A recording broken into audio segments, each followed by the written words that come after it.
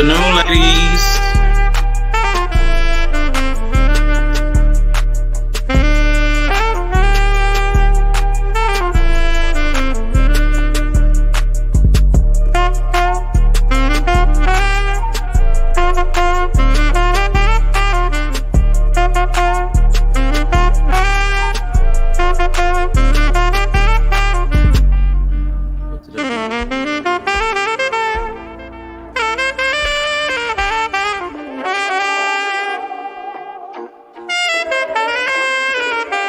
Soapbox.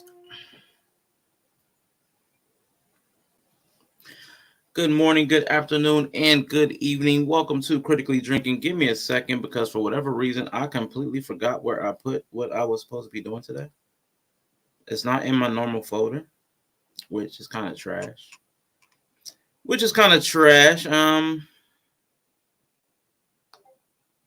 It's ridiculous, man. Unprepared. Today I was unprepared. That's on me. That's my bad. My bad, y'all. My bad. What is up? Good morning, good afternoon, and good evening, wherever you are. Thank you for coming back yet again. We had a stream last night. It never happened. Just ignore that you saw it. Never happened. It's a figment of your imagination. Shout out to all of y'all that were here for that figment. Let me see. Where would I put that? Where would I put it? Thank you. Wanted to do something a little different. So, New Growth Old Soul did a series on his channel. Blackhearted with New Growth Old Soul. Check him out. And InYah submitted, I guess, an idea to him, and they did something called paper thin. So he talked about concepts and things that are in life that people put a lot of stock behind, but that don't truly hold a lot of value beyond the paper.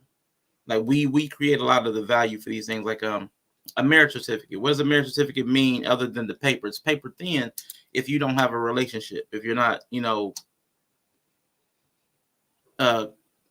loyal to it, if you're not committed to it. The college degree, a lot of people got that college degree and the college debt, but they're not even in the field that they study. So that degree is paper thin. It really doesn't hold a lot of weight. So I was thinking I wanted to do something along those lines, and I'm probably still going to do something with New Growth also specifically to that effect. But I wanted to do something different on my channel as well. So I was like, let's look at some poetry. Let's look at some poetry, because on the opposite end of that spectrum, it may be on paper, but it's worth its weight in gold. A lot of times poetry and art, literature, sometimes a lot of us can probably attribute it to having a tremendous impact in the shaping of our lives, changing the trajectory of our lives, helping us form thoughts differently than we otherwise would have, seeing the world differently than we would have. So on the opposite end of things being paper thin are things that are worth their weight in gold. And I believe books, the inspiration that we draw from them, the knowledge that we gain from them are definitely more than worth their weight in gold. So this is definitely inspired by InYah and New Growth. So while I try to find exactly what I did, give me a moment, because I'm drawing a complete blank of where I stored the poems. I know I got them. I know I have them. But where did I put them? There they go. Okay, I found them. All righty. So what I need to do if you'll give me a moment, because I did not and forgive my head phasing in and out. I have the green screen thing going on, but for some reason it's picking up the yellow as slightly green because I guess yellow is in green. Duh. But it's doing that kind of a thing. So let me find the. Let's see. Blah blah blah. Do do do do do. I know I put. Yeah, thank you. I appreciate that. Now I have to find, because there are videos too. I didn't want to just everybody doesn't like reading. I get it. So I'm not just going to put the poems on screen. I actually had thought I saved them somewhere. My gosh, what was I doing? Oh my God, this is so unprofessional.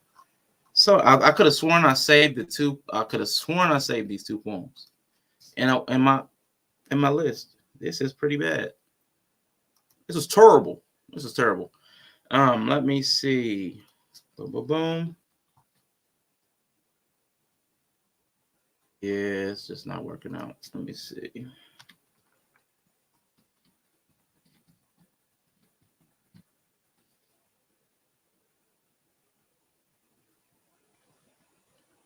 The first one I want to get into.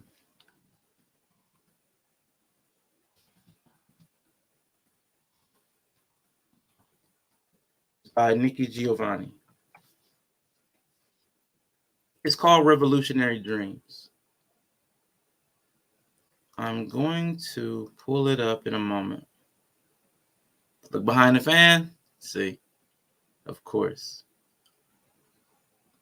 I'm going to pull up the video so you can hear her speaking it herself. I have that video up now. Got to share it. It's going to look crazy. The screen's going to look crazy because I had it set up for me to talk, but when she comes in, I'm going to be shifted off. Let me see. Let's see how bad it is. Okay, I'm just over there by Inspired. That's not too bad. She's about to read in a second. It must expand its wings. It must fly. I used to dream militant dreams of taking over America to show these white folks how it should be done. I used to dream radical dreams of blowing everyone away with my perceptive powers of correct analysis. I even used to think I'd be the one to stop the riot and negotiate the peace. Then I awoke and dug that if I dreamed natural dreams of being a natural woman, doing what a woman does when she is natural, I would have a revolution.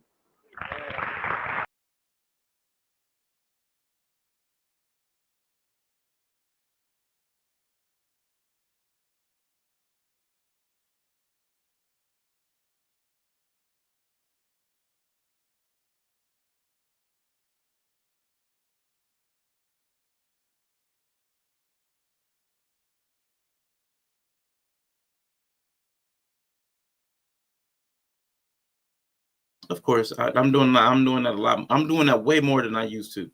So uno momento. That was Revolutionary Dreams. I'm going to pull up the text of that, so that we can read that.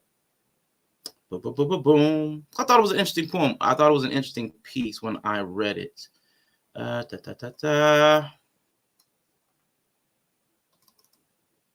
see.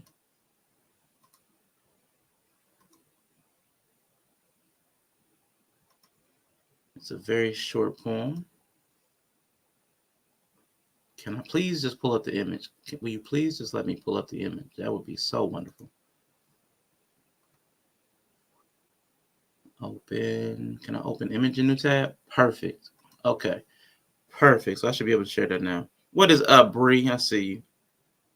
Appreciate you. Let me see. Stop that screen. Share this screen instead. There we go. Share this tab instead. Bam. Okay, cool. So let me try to expand this. All right.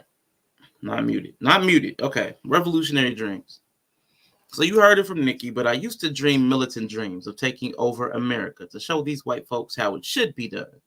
I used to dream radical dreams of blowing everyone away with my perceptive powers of correct analysis.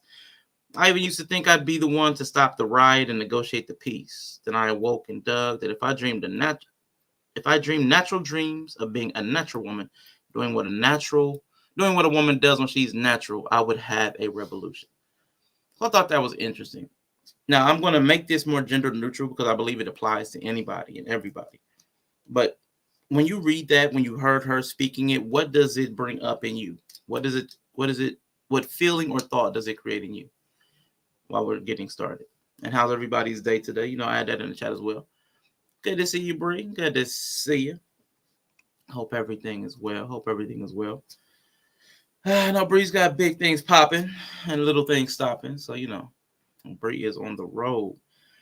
So I thought that was a very interesting piece when I heard it the other day. I can't even remember what I was doing when I came across it. I was watching something and they brought in Nikki. Karen Hunter show from Sirius XM. It was something they were doing. So that's what it was. Revolutionary Dream. So while I'm waiting for responses from the chat, I'll just start chit-chatting to myself. I thought it was interesting because I connected to it. Will there be StreamYard's show today? I'm not exactly sure what you mean. I'm on StreamYard. StreamYard is the streaming platform that I'm on today. Like this platform that I'm streaming with is StreamYard. So I'm not exactly sure. Are you talking about like a panel show where people can come up and like drop the link? Is that what you mean? And good to see you, Rogue Nomad. And Mrs. She Said in the building. Hello. Good to see you. Like where people can join. Yes, I will probably drop the link in a little bit if people are looking to come up and talk about the poetry. Yes. Will there be another stream today later on that is like an open topic? Probably not. So yeah, if you guys want to come up and talk about poetry and just to anybody out there, because I did have conversations with people about the different types of poetry. So I'm trying to keep it within like certain realms of poetry. Please do not come up with like erotic poetry or anything of that nature. But if you have like poetry, like slam poetry, just regular, run of the mill relationships, God, existential stuff, flower, whatever, that's cool stuff. But let's keep it at a certain level. We'll keep it at a certain level today. I didn't even think about different types of poetry before I started. So I'm glad I had that conversation. I didn't even think about how far poetry could go because it is an art form and an expression, and people can express any number of things.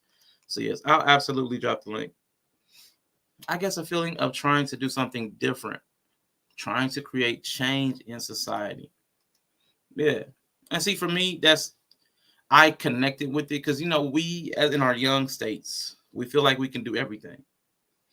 We feel like we can change every single thing in the world. You'll be the one to create the change. Like, even if it's like you're a young progressive and you're going to take on the system and bring down capitalism.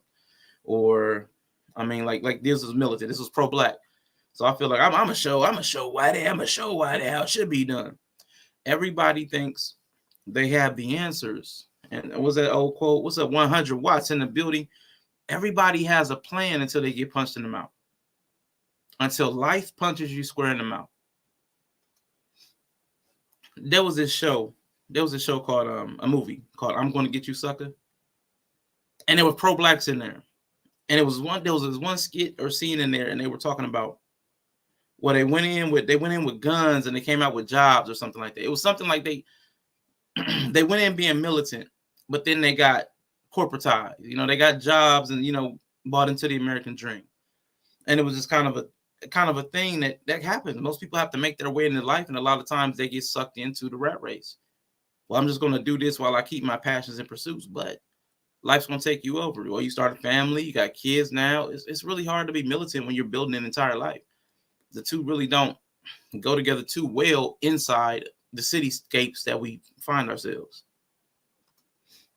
Well, I think these are the words of someone who is not happy with themselves. It manifests inner conflict while also lacking direction and purpose.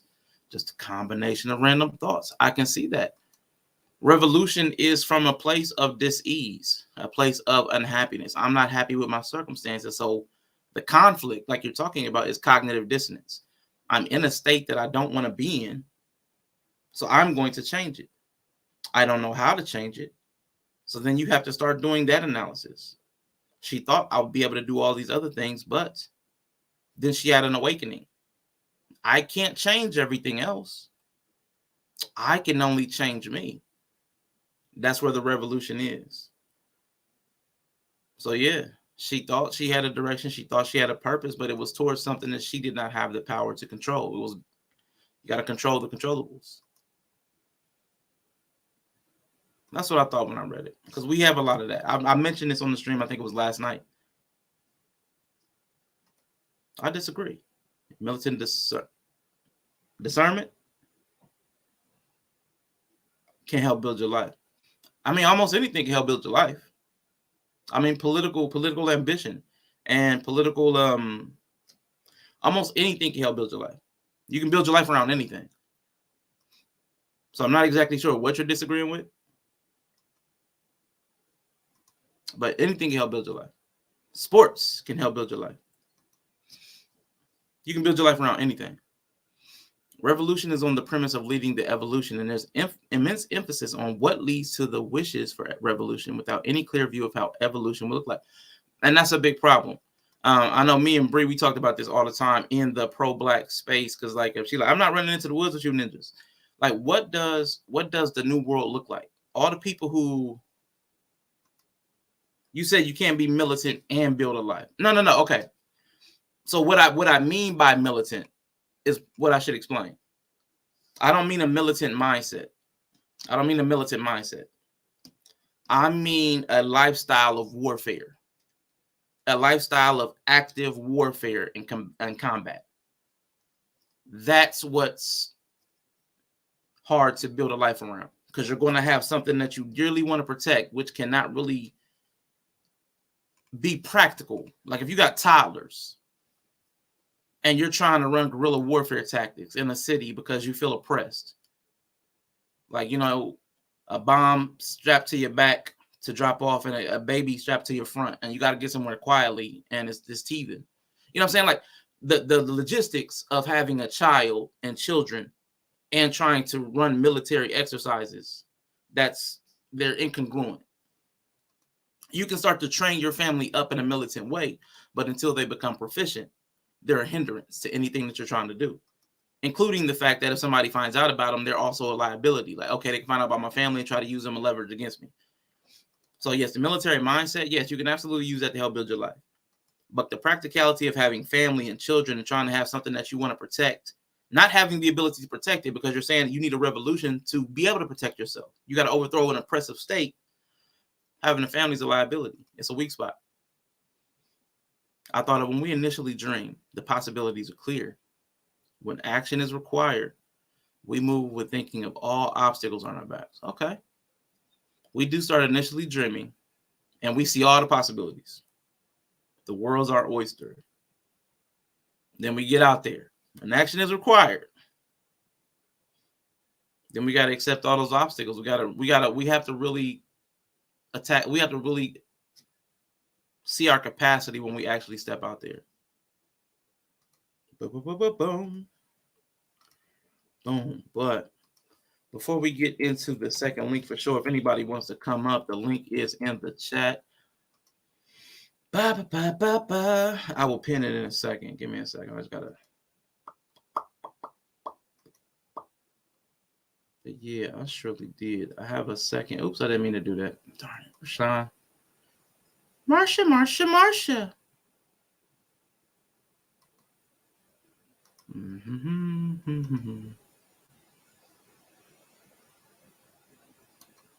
Yeah, YouTube, your channel. There we go.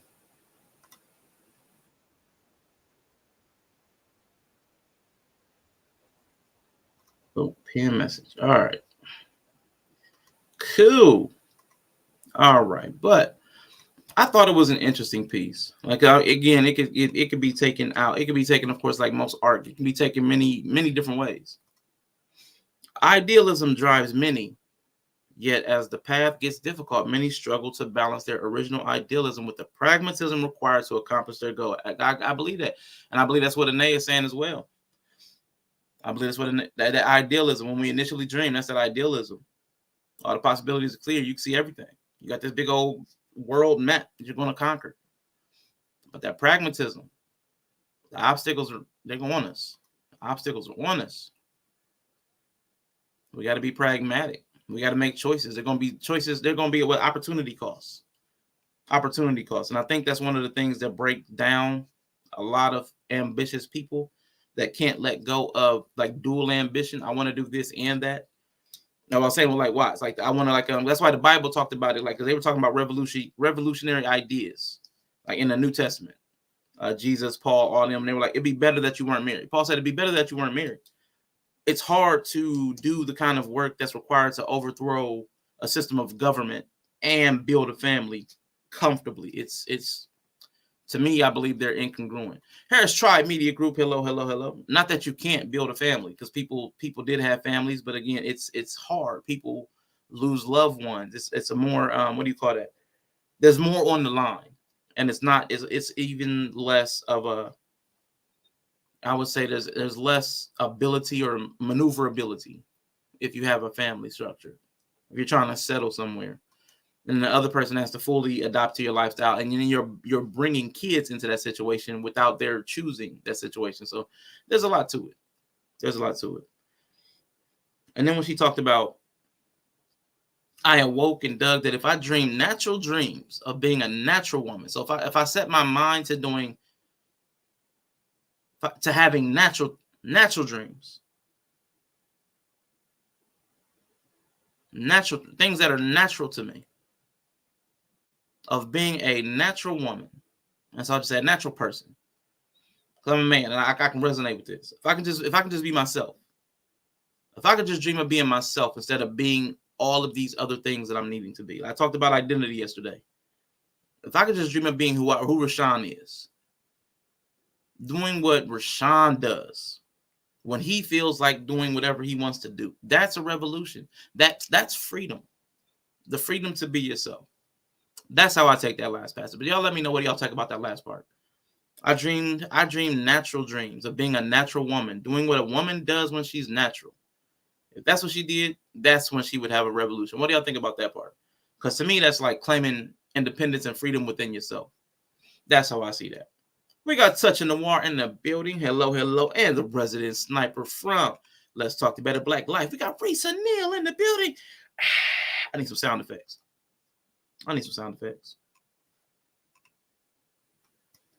What's up, everybody? Man, appreciate y'all coming through. We are talking about this first poem. We're getting ready to move on a little bit. This first poem is Revolutionary Dreams by Nikki Giovanni. The chat is pinned if anybody want to come up to talk poetry. I have one other for sure poem where I have it clipped out so everybody can hear it, and I want everybody to read it. It's by another poet. I have another couple I can reach for. Like my go-to is always If by Rudyard Kipling. But again, I've attached that to a lot of familial relationship stuff, so I get emotional with that. Then I have stuff I've written. There's one I also have from our dear resident mod, InYah. Yes, that is real freedom. Just to be you and walk in that. It's like the video Candid and put in Discord. Everyone will not be pleased with you being yourself. Facts. Now, I have to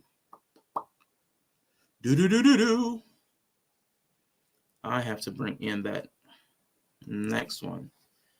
One moment. So I'm gonna drop Nikki. Going to drop Nikki. And I am going to try to bring in this video file of this other one. It's not the actual speaker. Somebody's reading the poem. But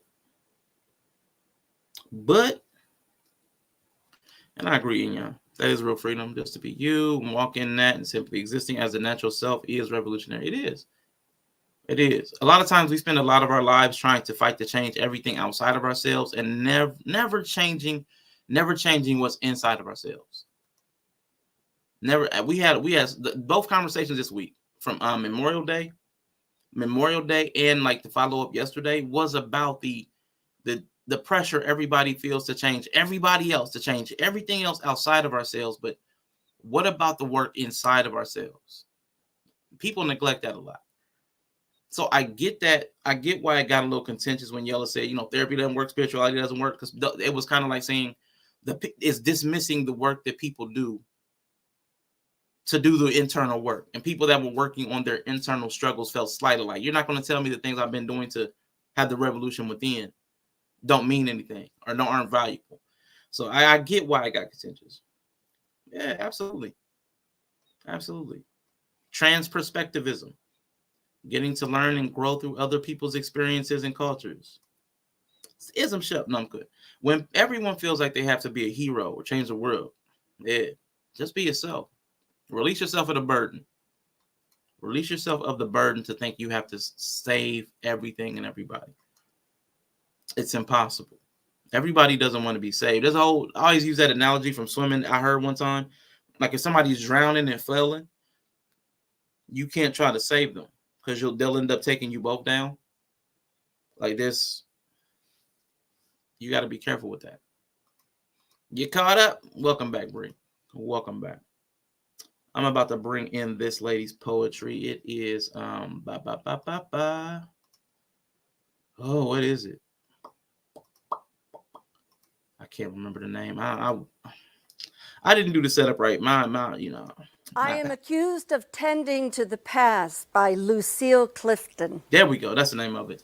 I am accused of tending to the past as if I made it, as if I sculpted it with my own hands. I did not. This past was waiting for me when I came. A monstrous, unnamed baby. And I, with my mother's itch, took it to breast and named it History. She is more human now, learning languages every day, remembering faces, names, and dates. When she is strong enough to travel on her own, beware, she will.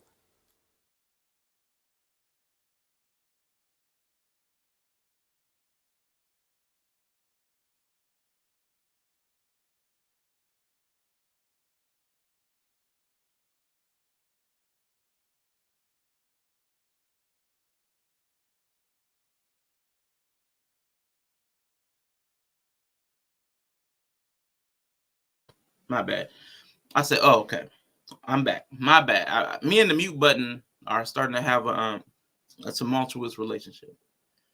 I had a really hard time in the beginning. Me and the mute button, we had a rocky start to our relationship. It was really rocky. Like a year ago, it was really rocky start, but we powered through. Me and mute grew to know each other, to love each other, and we worked well together. We had a great relationship for about a year. Now, all of a sudden, I think something's come between me and the mute button, and I'm not sure what it is. But now we're having a lot of contention. Just this week, I don't know what it is. It's like the summer, like maybe the mute button is ready to go on a hot button summer, and it wants to like put contention between me. I'm not sure what's going on. If the mute button wants to get out of here, you're free to go. You're free to go, and I'll just never have a mute on my stream. But quit interrupting the stream. Right. Controlling me, silencing me, silencing me. That's terrible. It's terrible. I'm tired of being silenced. Anyway. So this is the poem, I Am Accused of Tending to the Past by Lucille Clifton. I thought it was interesting too. And this was another one I heard on Karen Hunter. I'm accused of tending to the past as if I made it, as if I sculpted it with my own hands. And I did not. The past was waiting for me when I came, a monstrous, unnamed baby. And I, with my mother's itch, took it to breast and named it History. She is more human now, learning languages every day, remembering faces, names, and dates. And when she is strong enough to travel on her own, beware, she will. Now, this one was a harder one for me to, still, it's not like I completely understand what exactly everything she meant. I heard the people I was listening to, their explanation of it. But the questions it brought to my mind were our feelings about our history. Our feelings about our history. Because a lot of people, they kind of take on this air of being like, I'm self-made. I made myself. Like we're talking as if I made it, as if I made my history, as if I sculpted it with my own hands. I did not. I did not. We did not shape ourselves. We did not form ourselves. We did not mold ourselves. We are like almost in a way, and nobody likes to think, most people don't like to think of themselves as victims, but we're victims of circumstance. When and where and to whom we were born, we had no choice. Who we were born around and who lived around us, who moved away, who moved in, no choice. Who our teachers were, we didn't get a say. We did not sculpt our lives and our histories. We started at some point to start playing more of an active participation role in shaping what our history would be, but we didn't make those. But if you hear a lot of people talk, what's up, Mandrill? How you feeling? If you hear a lot of people talk, you would think they formed themselves out of dust. Like they are self-made. I'm self-made. Nobody's ever done anything for me. Okay, maybe. I like this. I see this as her no longer dwelling on history because she cannot change it. But it's time to move forward and create your own story. I like that. I like where she said with her mother's itch. So I take that to mean that she had the itch of being a mother. So she took the history. She wanted to nurture her own history, like you're saying. She wanted to cater, like pour into it. She wanted to pour into her history and not be like a passive person. So she took it to breast. She started to nurture her own history. She put a name to it, called it the history. And it became more hers. She started to own it. It was more human now. Learning languages every day. Remembering faces, names, and dates. And your history grows. As you grow and you age and you experience, your history grows. Now, what I really don't get is more abstract for me. When she is strong enough to travel on her own, be where she will. Now, she's saying she's pouring. Now, I didn't know about this part. Is she saying now that her history becomes a person? Like she started a family. Now, this could be a part two. Part of her history is the creation of this new person. And she's pouring into that person who's now gathering a history based upon my history. And eventually that history that I've created will take its own flight. That child will grow up learning those names and faces and dates. And when they're strong enough to travel, they will, carrying my history and theirs that they're creating. So I thought that could have been another way to look at that. And I don't know if that's what she meant. But I thought it was interesting either way. Whether she was talking about her history as almost that child that was suckling, or it was a real child that was growing, and that's the child is the history. We step into life with the residual effects of the past. Ooh, yeah. And when we decide how to show up in the present, we are in essence creating a past for the future generations. Absolutely. Every moment we are creating a new past. Like we're those branches. Like we always watch those like Marvel shows and sci-fi shows, and every choice creates a different trajectory for the past that we're going to leave behind, a different wake, like behind a boat. You can't escape history. History takes on a life of its own and shows up into the present in its own way eventually. That's true too. Which is funny because history really doesn't stay there. History, we kind of think about history as a static thing. Like it's there. It's written in concrete. It's there. It's going to just stay like that forever. But as we age, we start to recontextualize history. The history changes. The history is living. If you think back to your childhood, how many of you sit and laugh about some of the stuff that you cried about then? Or how many of you are thankful for something that happened with you and your parents that made you angry then? And maybe you were a brat. I hate you, and stormed off. Maybe you're one of those. How many with the aid and experience of life taught you to recontextualize events from your own past? And you feel differently about them now. And you'll find you simply held it a certain way in your mind. But it has a life of, okay, you were ahead of me. I wish I'd read. I wish I continued reading. You had already said what I was saying. And you'll find you simply held it a certain way in your mind. Yep. But it has a life of its own as it encounters others. I love that. I love that.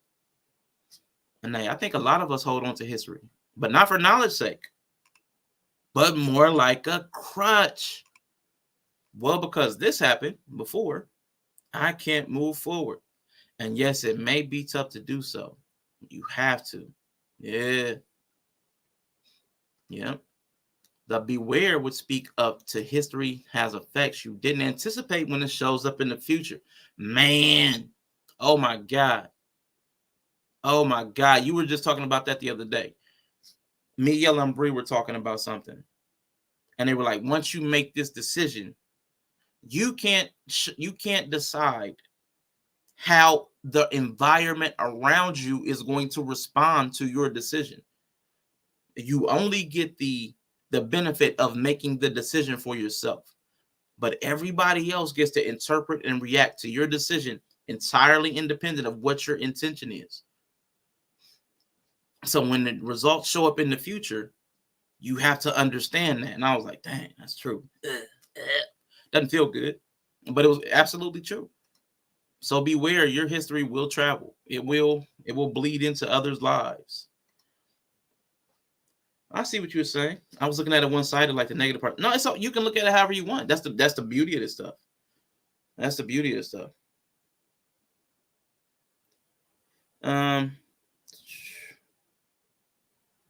Give me a second.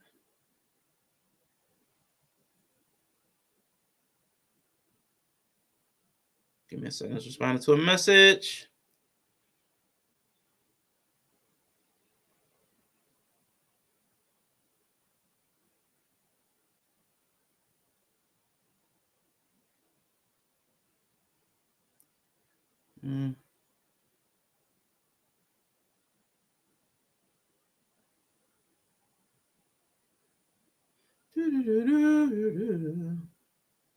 Cool. Man, what's up, Dury? What is up? What is up? How you feeling? How you feeling? Yeah, so that is the second of the three. Now, I did enjoy that poem as well.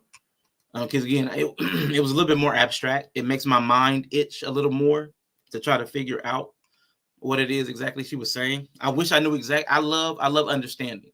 I love knowing precisely what people mean. That's like something I feed off of, and I'll never know exactly what she meant. I did try to find some stuff to like see where she explained it, but I did not find that exactly. But I'd love to know. I heard the people that were talking about it, but I'm like, they don't know. That's not her. The author, I didn't hear from the author. I would need to look up some more stuff. I did a casual Google search. I didn't really go in depth trying to find out, but I'd love to know what she meant on that back end, to have her explain it, the author. But we have another author that is here to explain. Oh my God, we have it. I'm so happy. That was a little too fanboyish. My bad. I don't remember. I wasn't paying too much attention to them. It was a couple people that wasn't the author talking about what they thought the author meant. I'm like, you know what I'm saying? I wasn't trying to, I wasn't into it. I could pull it up, but let me see how this works out.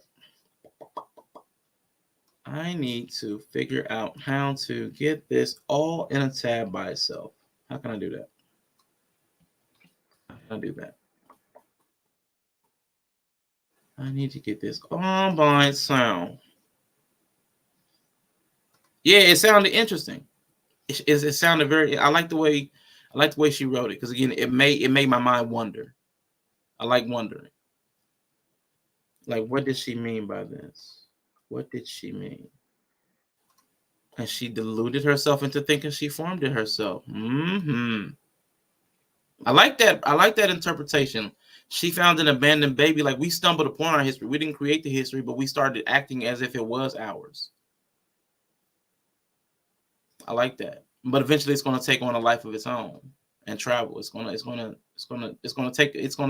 go away from you a little bit. It's going to get out of your control. It's going to get out of your hands. It's going to be beyond what you think and feel. All right. So maybe this way I can make it, I'm about to say I can make it grow. Boom. Okay, that's enough. Stop it. Go away. Nobody wants all that. The explanation of history kind of reminds me of the time seen in Benjamin Button, that even someone else's history can affect your life. It's fascinating. I love it. And that's what I tried to say. It might have been Monday. Like, our path in life cuts across all the other paths in life. Like, we interweave through each other. It's like life is like a, you ever seen those time lapse photos of people driving and you see those red lights going down the freeway, but it's like it becomes like a snake instead of a car with lights? Like if the path of your life was time lapsed, you would loop around all around your city multiple times, all around the states that you travel the world. Those loops would just weave into like some grand tapestry because you're crossing paths with people all of the time. And now we're doing it digitally. I'm sitting in one place, but I'm interacting with people from all around the country and other parts of the world. I know I've had people here from Europe. I know during Canada. What was it? What was Sterling? Sterling said he was from South Carolina, but he was living in it was somewhere in South America. It was somewhere in South America. I can't remember exactly. Man, shout out to Sterling. See you in a minute. But it was our lines we're just weaving. We're weaving our lives and crossing over, and some of our lives become intertwined, like a blended stitch, like the two Columbia. So some of our lives become intertwined and become a blended stitch, like somebody that wants to reinforce, like when they're reinforcing stitching and they might use two threads together, so it's a thicker bond.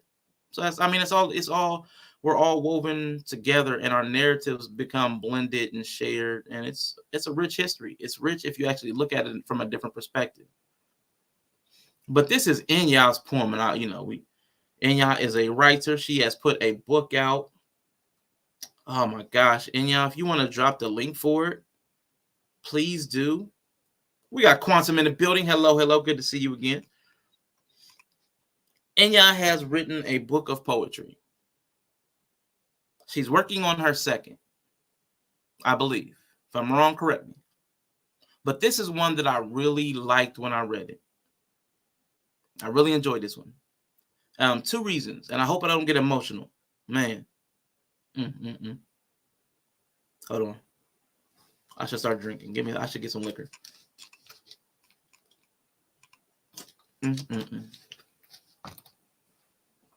All right. Hold up. Because it's my grandmother. Hold up.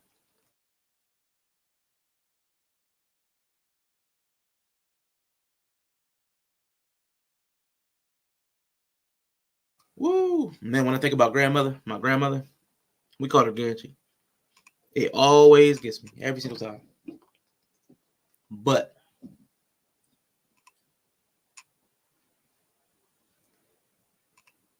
after she had died,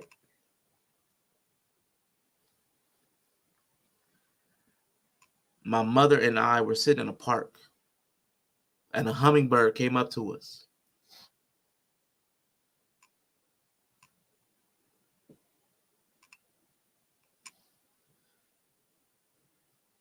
So, to go into this poem, that's why it resonated with me.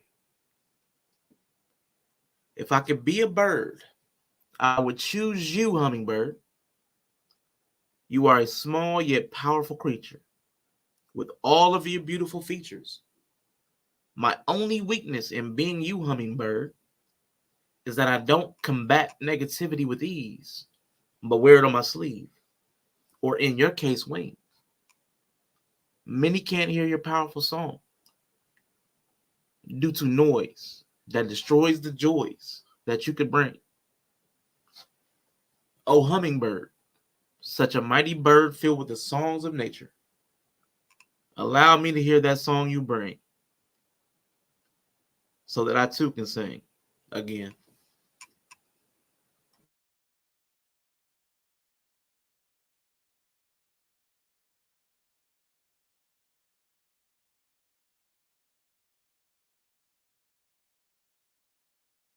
Sorry, man. Allergies get me. Hold up.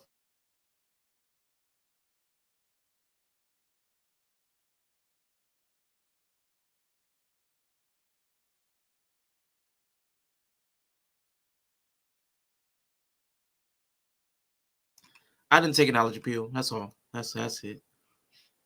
That's it. Throat constricting from the allergic reaction. Woo, to dust and pollen. I know, right? That's how I feel. But man, it reminds me of my grandmother.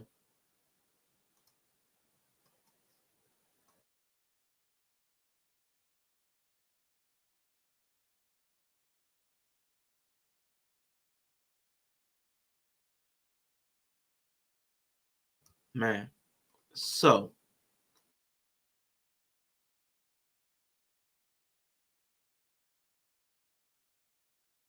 y'all got to say something in the chat because it's gonna take me a quick second.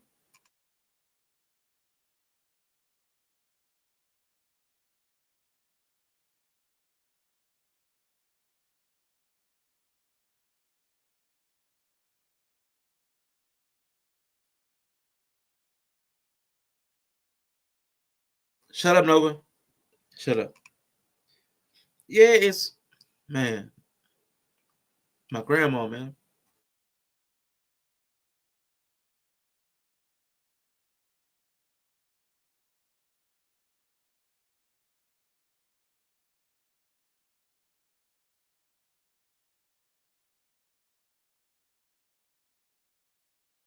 Anyway, because my allergies, my eyes are watering, so I want to be on camera, you know. Probably a little red, puffy. And anybody might want to make fun of me, that's cool, because I cry all the time. I'm a crier. To deal with it. You can't shame me because I don't care. What up, Yellow Pill? What up, Yellow? Thanks, y'all. This surprised me more than y'all know. Want me to send you a gift of me and being slapped by eggplants? No. Because I hope you mean real eggplants. Mr. EAP? You mean the Employee Assistance Program? Like I need to call somebody and get help? Or is there something else? I don't know anything about Mr. EAP unless you're talking about I need help. Oh, Edgar Allan Poe. Oh, Nevermore, Quote the Raven. Oh, yeah. Edgar, that was me. Edgar Allan Poe. Poe, I'm Poe. Because I was Poe. I was Poe, y'all. I was Poe. Move away from the polymer, Sean. And y'all spray something. I know, right? But y'all, I promise y'all, man, that the sweetest person I've ever met in my life was my grandmother. Sweet as pie to me. I've seen her be so cold to her kids. Sweet as pie to me. But after she died, when that hummingbird came up to us, oh my God. Man. We knew that was her. Because I had never seen a hummingbird before or since in my entire life. And it was in the middle of a city. In the middle of a city. Where are hummingbirds in the city? And the hummingbird flew up to us, hovered for about 10 seconds, and then flew off. Never saw it again. I only mean eggplants. Yeah. I have a huge book of Edgar Allan Poe. You know what, Quantum? Because you said so much about like dark feminine stuff, I can see you going into the macabre. I can see you going into like Edgar Allan Poe and all this. I can see you going into the darker side. I could easily see that. That makes so much sense. I can see you almost going goth. I can see you being a goth chick at some point with the all black lipstick, wearing all the clothes with the lace so it looks like webs, like spiders' webs. Yeah, see, I knew it.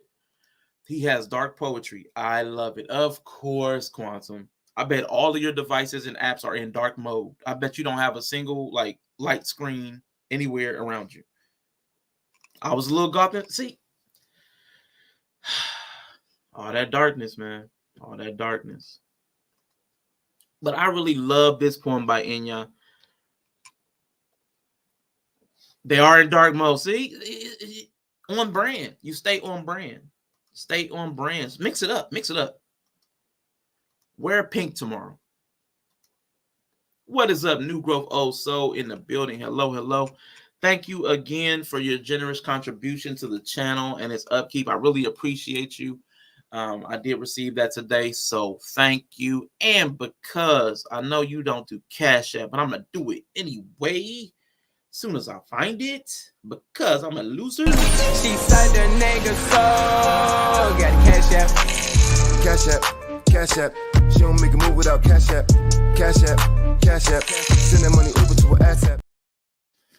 All right, man. Thank you for the donation. I definitely appreciate it, sir. And this is definitely inspired. Let me I'm gonna bring this down for a quick second so I can move over here. So you can not that. Boom. See that this was inspired by both you, sir, and Anae, and your work on what was I going to say? I would come back blurry. Okay, there we go. You and your work on paper thin. Because on the opposite end of the spectrum from paper thin are things that are worth their weight in gold. Things that don't seem to have a lot of tangible value, but have immense value to us. So that's definitely the opposite side of the coin from where you were talking. So I wanted to definitely try to throw an homage to you and NA's work. These poems are worth their weight. Art, poetry, literature. This stuff is worth its weight in gold in the way it has an ability to help transform thoughts, transform humanity, inspire, to generate new interest, to keep itself going through generations, through its timeless ingenuity and craftsmanship. Art, literature, poetry, all this stuff is such an amazing contribution that humanity, not people, that humanity bring to the earth. And I'm amazed by it all the time. I'm amazed by how touching some of these pieces like this can be. It's worth its weight in gold.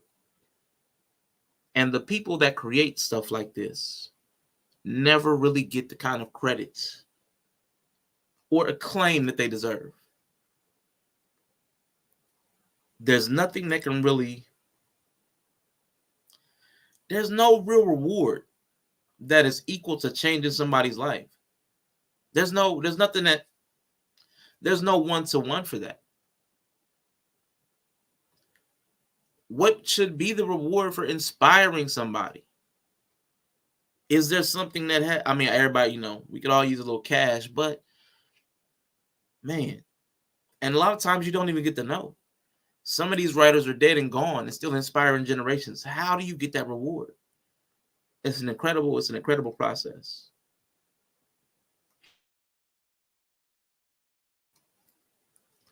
I don't think InYah put her book in the chat. Maybe she doesn't want y'all to read it. She doesn't want to give anybody else an allergic reaction, which is commendable. And I respect that. But it could be, if I could be a bird, I would choose you, Hummingbird. And it's a beautiful bird. Small yet powerful creature. If I'm not mistaken, hummingbirds I don't even think they land for, I don't know, they burn through a lot of calories because they're constantly fluttering. Unlike a lot that perch and just sit there for a long period of time, hummingbirds don't rest like other birds. So they're very powerful. All of your beautiful features. My only weakness of being you, Hummingbird, is that I don't combat negativity with ease. It won't allow you to. I got you. She does not, because the author is saying that I don't combat negativity with ease. And I can see where she's going with that, because hummingbirds, they glide so smoothly on the air. So it seems like if they are encountering negativity, they just hover along and move around it. They don't seem to struggle like some of the other birds. But analogizing that to our physical, like our emotional struggle, our emotions aren't as easy to navigate as a hummingbird does the air. We wear our emotions sometimes on our sleeve, but if I were a bird, it would be a wing. Many can't hear your powerful song due to the noise that destroys the joys that you could bring. A lot of times we are too caught up in, like that last poem, creating that history, or in that first poem, trying to revolutionize. We're so caught up in some agenda or some mistaken version of ourselves that we can't even stop and hear and appreciate the beauty of something that's just naturally beautiful through color, through movement. We can't even appreciate the simple joys. Such a mighty bird filled with the songs of nature. Allow me to hear the song that you bring so that I too can sing again. And I like that InYah, or the author, is saying, because there's a lot of hope in this. I want to sing again. Allow me to hear your song so that I too can sing again. So I like that. I like that so much hope, and that if you allow me to hear your song again, I know I too can sing. So the song hasn't left you. The song hasn't left us. The speaker, the author, the reader, the song hasn't left you if you can resonate with this poem, because you desire to hear the song again so that you too can join in. What bird would you be at Critically Drinking, if you don't mind sharing? What bird would I be? What bird would I be? Honestly, it is gonna sound so stupid, but I know you'll understand. I think I would be a buzzard. I think I'll be like some kind of vulture. I saw one in the street the other day. It was not the other day. It was almost a year ago. I don't know why I said the other day. It was almost a year ago. There's like these kind of vultures. But it reminded me of the cartoons, and they had like the reddish head and black feathers. Now again, I'm in the city. I don't know where the vultures came from. I don't know where these vultures came from, but it was eating some roadkill. And I was like, so I just like a buzzard. I'm not sure exactly. It might not be a vulture. It might be a buzzard. It's some kind of, it was scavenger. I think, but it looks so cool to have that, like that red head, like the cartoons. It had a different color head. It looks so cool. I think I'd be a buzzard. Now, eating a dead animal part, not fond of it. But it was kind of cool, though. I'll be an old cranky buzzard. That'd be me. I love the word hummingbird. Yeah. I think the reward is knowing that someone was impacted by the words that were put out. Possibly someone was about to commit suicide, or maybe in someone's life. Absolutely. If we got to know that, I know some people do get to live long enough or work publicly enough that they get to hear things like that. I know I like Dr. Jordan Peterson. I'll say half of Dr. Jordan Peterson. The half that's in the blue suit, but when he wears that red suit, blue suit, I probably like the blue suit version. Two-Face. I like half of Dr. Jordan Peterson, and I've seen him break down crying because he's so touched by how many people are like this. I didn't know what to do in my life, or I was ready to end it all, or I was at the wit's end, and my life was terrible, and I started listening to you or reading your 12 steps for life, and it would be amazing to constantly hear how your work impacted people's lives. It's crazy. It's crazy to imagine getting that feeling all the time, man. Now, what's terrible for some artists will get that, oh my gosh, your work is so amazing, while they also have to like struggle to live. Now, that's the hard part. That's the hard part. Because I've seen so many people who have died in obscurity or died broke, but their art or intellectual property continues to be used like forever, and like it's crazy. Now, maybe they had poor money management, or maybe they got screwed by a bad contract, but it's still terrible to think about people that can give their life to their art, create something that becomes timeless, and they die broke. Something about that feels off. Hummingbird can be heard if we just stop and listen to her. Absolutely. And that reminds me of what in the Bible when they talk about the still small voice. How you gonna hear if you're steady yelling, or find yourself always in loud environments? Yep, there you go. I gotta stop talking because I need to just read the comments, because the comments say everything I'm getting ready to say. I think we're all pretty fond of eating dead animals when they're patty shaped. Exactly. I want my food cooked. I want my dead animals cooked.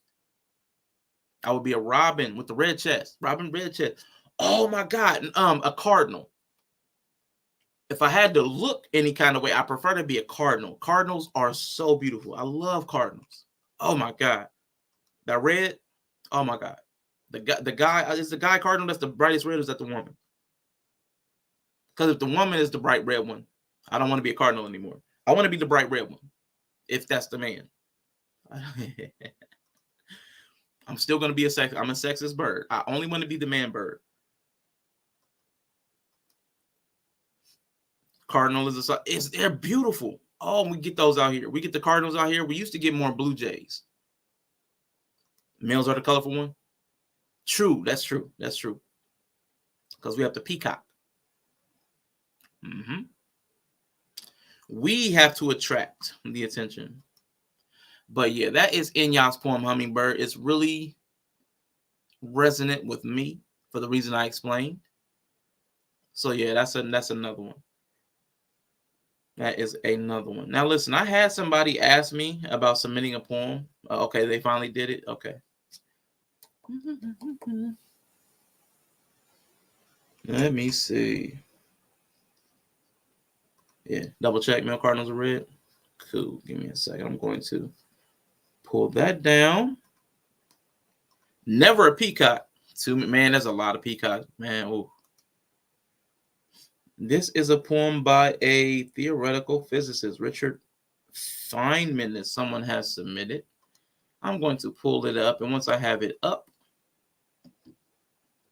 ooh, okay, that's a pretty background. Okay, all right, so we will add this to stream. I will try to grow it. Ooh. Atoms with consciousness, matter with curiosity. Ooh, that feels like a Neil deGrasse Tyson segment. All right. Peacock feathers are great in rituals. I'm just saying, you know what? You keep that witchcraft and niggardry away from here. Now, let me quit. Great point, new growth. Too many peacocks. So this is, again, Atoms with Consciousness, Matter with Curiosity by Richard Feynman. There are the rushing waves, mountains of molecules, each stupidly minding its own business, trillions apart, yet forming white surf in unison. Ages on ages before any eyes could see, year after year, thunderously pounding the shore as now. For whom? For what? On a dead planet with no life to entertain. Never at rest, tortured by energy, wasted prodigiously by the sun. Poured into space, a might makes the sea roar. Deep in the sea, all molecules repeat the patterns of one another till complex new ones are formed. They make others like themselves, and a new dance starts, growing in size and complexity. Living things, masses of atoms, DNA, protein, dancing a pattern ever more intricate. Out of the cradle onto dry land, here it is, standing. Atoms with consciousness, matter with curiosity. Stands at the sea, wonders at wondering. I, a universe of atoms, an atom in the universe. I like that.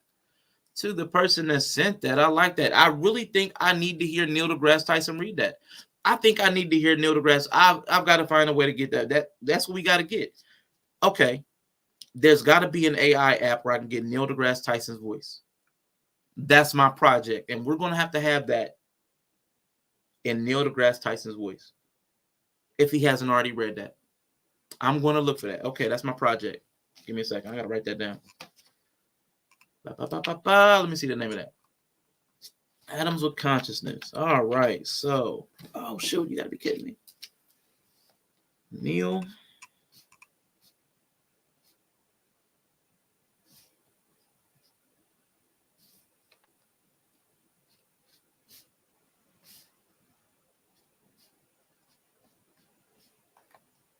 All right. That's a project. I like it.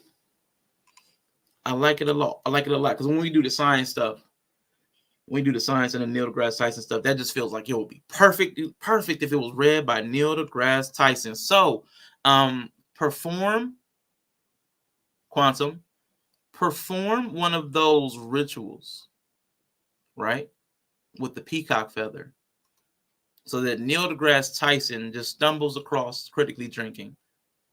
And then we can have him read it live on air. That's what I need you to do with all your rituals. Let's get it. Let's make something happen. Woo, I like that. Yeah, I like it too. We're going to go over it in a second. I'm going to need 2 brown candles, some brown paper. See, it's a yellow poem for sure. That's what I'm going to try to do. I don't know if he's just, lurking. See. It's definitely a yellow poem. So if I can find an AI bot that has Neil deGrasse Tyson's voice, man, that's definitely going to get clipped up from a homeboy. There once was a man from Nantucket. Yep, that's the one. Bree Wright, yellow scientist. Yeah. So let's go over that because this is something that I have thought about for a really long time. Once I kind of learned, Oshun Ritual, what is up? We got the Real Serious B, Miss Oshun Possible in the building. Hello, hello, good to see you, man. Definitely over there on the God channel, Game of Dragon, man. Check her out, doing big things. I'm looking forward to. Oh, I saw the next one. It's I haven't watched Kings of Dreams for a while, but I was like, okay, I'm gonna check if he's over there with Miss Oshun. I'm going to check it out. So definitely going to check you out. Now, this poem here, which is basically talking about how molecules have been present before people. The earth was forming, all of the things. We a lot of times think that God created it and put it here for us. And so like we feel sometimes at the center of the universe.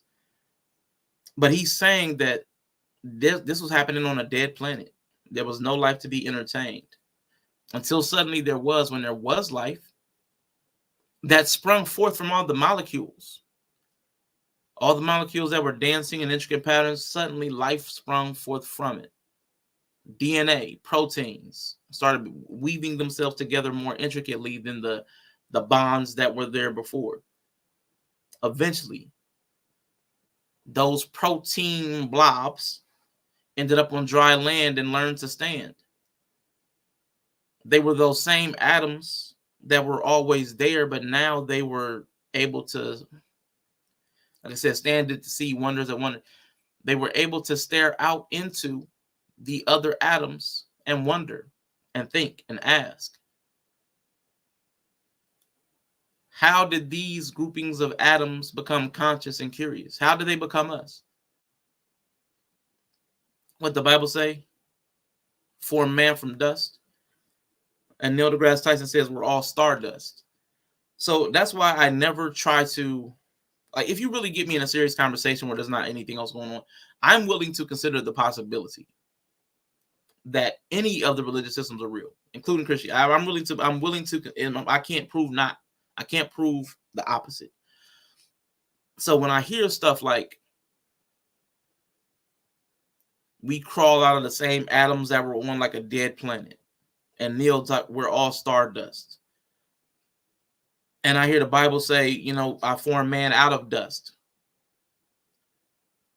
It's odd to me because I hear the Bible saying, now I don't take the Bible literally, but saying that God formed man out of dust, and Neil deGrasse Tyson saying that we're all stardust, we're all from the same atoms and explosions. We're all coming from the same groupings of molecules and materials. If we're formed out of that, that's the dust of the interstellar universe that we find ourselves in. We're made from dust. So in a weird way, the Bible, even like thousands of years ago, God made us from dust. We are made from dust. It's strange. So I never 100%, because I don't know. Anything I say is from a belief, and that's what I believe everybody is. Nobody has a knowledge. We all have a belief. And my belief allows for flexibility. I think everybody, in a weird way, is saying the same thing, but we put so much of our personal spin on it that we can't see the humanity and the sameness from religion to science to this to that to other. A lot of us are really just trying, like he said, standing atoms with consciousness matter. We're just standing there with consciousness and curiosity, wondering. But then when I wonder, I come to a conclusion and I make that law. And I try to hold you to it. A dead planet. So is that like when the void was hovering over the face of the deep? Where the so-called darkness covered everything? Back to the darkness, quantum. Back to the goddamn darkness. Why are you back in the dark? No, I don't know. A dead planet. Just earth and water. Just earth and water at some point. Every time I see the science videos, they have all the volcanoes spewing stuff out. I mean, it was like a big old gumbo pot. Things are just stirring up. The water stirring up. The fire stirring up. Until things started to settle. And then when things settled down, stuff was able to grow. When stuff started being able to grow, we started growing too. But there was you know how when you make food and you let it sit and then stuff starts growing on it? What if we're just mold? What if we're just mold on the planet? Like, it was soup. It was like soil and water. That was like the soup. And like God let it sit too long and stuff started growing on it. Like, what if none? I'm sorry. My bad. That would slap with Neil deGrasse Tyson reading it for sure. It's really all the same. Facts. Primordial soup. Man, what if we were just mold? What if we were mold on God's soup? Like, that earth is ruined. That would be hilarious. I'm sorry. My brain is broken. Trust me. Where God's leftover stripper glitter. But nah, I really love that poem. Thank you for submitting that, because that's got to be read by Neil deGrasse Tyson at some point in my life. That's got to be that. A solution rich in organic compounds in the primitive oceans of the earth from which life is hypothesized to have originated. That's an accepted theory. Okay. So it's just a primordial soup, and we're the mold, we're the organics that grew out of it. I mean, yeah, why not? You know, if you leave, come on, InYah, you like warm pocket oranges. You know, if you leave an orange sitting around too long, you're gonna get that stuff start to grow on that fungus. A fungus is organic. Yeah, we are more related to mushrooms. Mushrooms talk to each other. They develop networks. They behave in ways to protect. I mean, you know what I'm saying? Maybe we're mold. Maybe we're a fungus.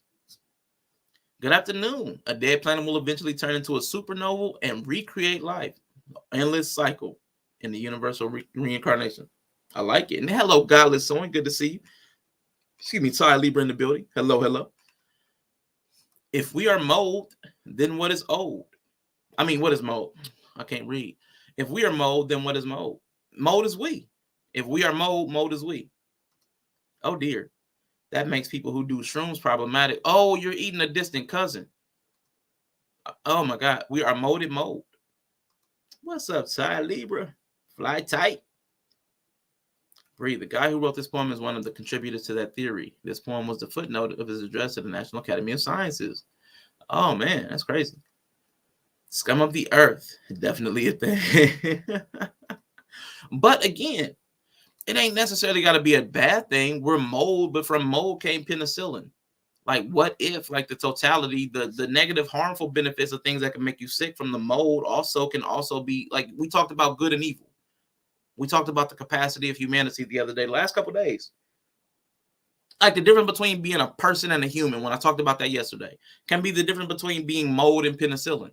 Like, something harmful is something helpful. So, I mean, I say the same thing a lot of different ways. I believe in the dualism. I believe people can operate on a spectrum. Nobody's really static. And I think we need that, because it's like, when I talk about cognitive ease, I think we try to see everything one way simply so we don't have to do any mental work. But people are complicated, like this says. We're complicated. What does it say? Complex new ones are formed, growing in size and complexity. We're complex. Complex clumps of flesh and atoms that now talk to each other. Man, we got a big old cash app from my guy Nova Brain. You know, we got a snort on this one. Where you at? Where you at? The Prince of Pan-Africanism is back, showing love to all my donors and supporters. We've been at it for 2 hours and we still got donations to go through. I'll take that. See, I get It's only love. been an hour 15. Y'all focus on the hate, I focus on the love. Is that a lot? That's a lot. I got another donation. Donations. Donations. Donations. Donations. Donations. Donations. Wow, that's a lot. Gifts. gifts. Gifts. More gifts. More gifts. More gifts. Wow, thanks. Yeah, thank you, Nova Rain, for the cash. Yeah. And your boy definitely appreciate it, man. It means a lot that y'all support the channel the way that y'all do. In June, I did say I was not going to ask for donations. So when I had like the Cash App, the Venmo stuff, I'm not going to put that stuff up this month. I honestly really needed to just see who supported what. So I got the info I needed. I got the intel that I needed as far as value. It let me. The only reason I'm here is because it let me know that people really did care about what I was doing. And everybody can say it. Speaking about love languages, my love language is not words of affirmation like that. And I've talked about love languages. I think it's called affection languages. I'm rebranding. It's an affection language. I don't feel affected by words of affirmation. It doesn't. I've had too many liars in my life. So everybody can say, oh yeah, I rock with you. I move way more off of quality time. So quality time and words of affirmation are like, tell me, show me.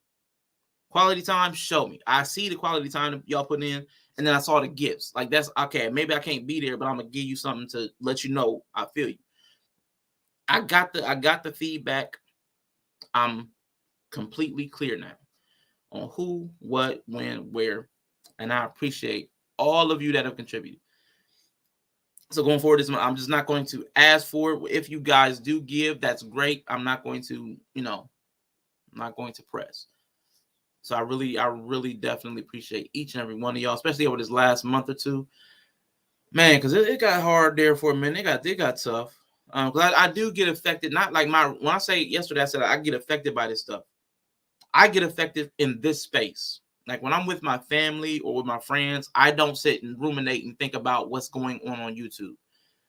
But when I'm here and I'm thinking about the people I've met here, it does affect. I think about something and I want you guys to thrive. I want you guys to succeed. I want to see y'all. Like I want to see InYah's book doing numbers. I want to see InYah on a book tour because she wants to, she don't want to be on camera. But then I want to say, oh, her book catches fire. And then people want her in public things. And then she's got to make that decision like, oh, crap. I ain't want to be on camera. But now I got to be on camera because people are buying my book and they're going to want me to do a book tour. I want her to have good problems. You know what I'm saying? Like, we all have problems, but let's make them good problems. What is that John Lewis guy talking about? Good trouble? All the trouble that we have, all these little internet beefs and weird little squabbles, that's useless stuff. I want to see everybody have good trouble, good problems, like where they got to choose between good and better or better and best. That's what I want to see for the humans that I care about from this space. So when I say it affects me, it does, but I don't want anybody to think like, because I know Mr. Best was like, don't let it get you down. Like it doesn't really impact my real life, but it impacts this life. This is a virtual life and I have virtual connections that they're meaningful to me. And so I do get emotional. I'm an emotional guy and I'm not ashamed of that. So I care about these people. I want to see what's best for all of you. So I want to see Bree do so much at this con. I want to see Bree do so much at this con and the next one that she's getting ready to do that she's like, I'm never coming back to streaming. I'll be pissed, but that's what I want to happen. I want her to make so much money that it's like, oh, I'm never coming back to streaming. I want Quantum to do such a crazy hex that Neil deGrasse Tyson quits doing Star Talk and just gets on stream with Yella. It's just Yella and Neil deGrasse Tyson every day. That's what I want. I want everybody around me to thrive. All right, I ain't gotta wish well for Nova. Nova's gonna make it well. He's such a competent, capable dude. I care about y'all. I do. I'm one of them people. I'm sappy. That's the word. I'm sappy. I want to see InYah's poems on IMAX. That's kind of big. There's that lion's heart. I knew it was meant. Let me.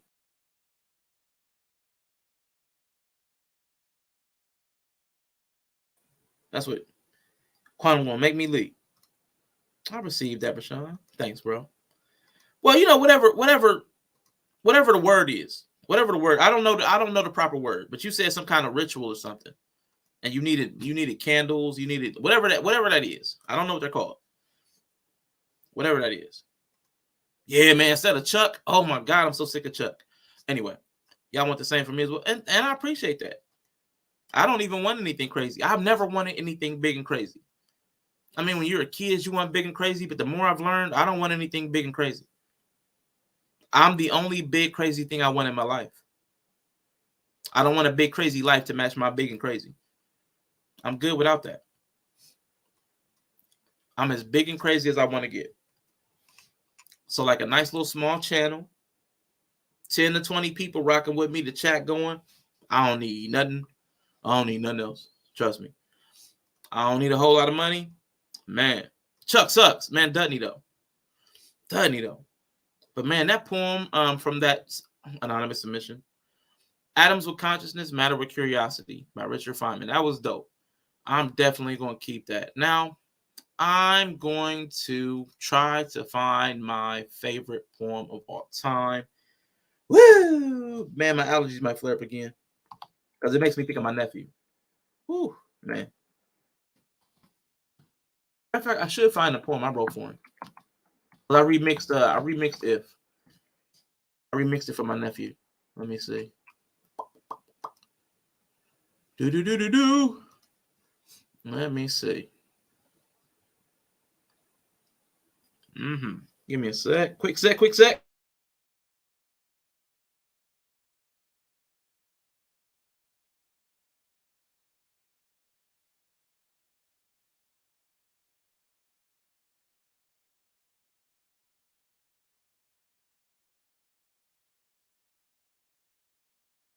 I wish that YouTube lets you play music. Like what do you call that? Music that's copywritten. Whatever. Come on now. Okay, I'm clear now. Cool. All right. Because what I wanted to hear right then was Yellow would know the name of the song. Breezing. George Benson, Breezing. That's what I want to hear. But I also don't want them. Hey, you can't play that on your thing. Your copyright. We took your down. We took your video. I get sick of them. I'm so sick of those emails.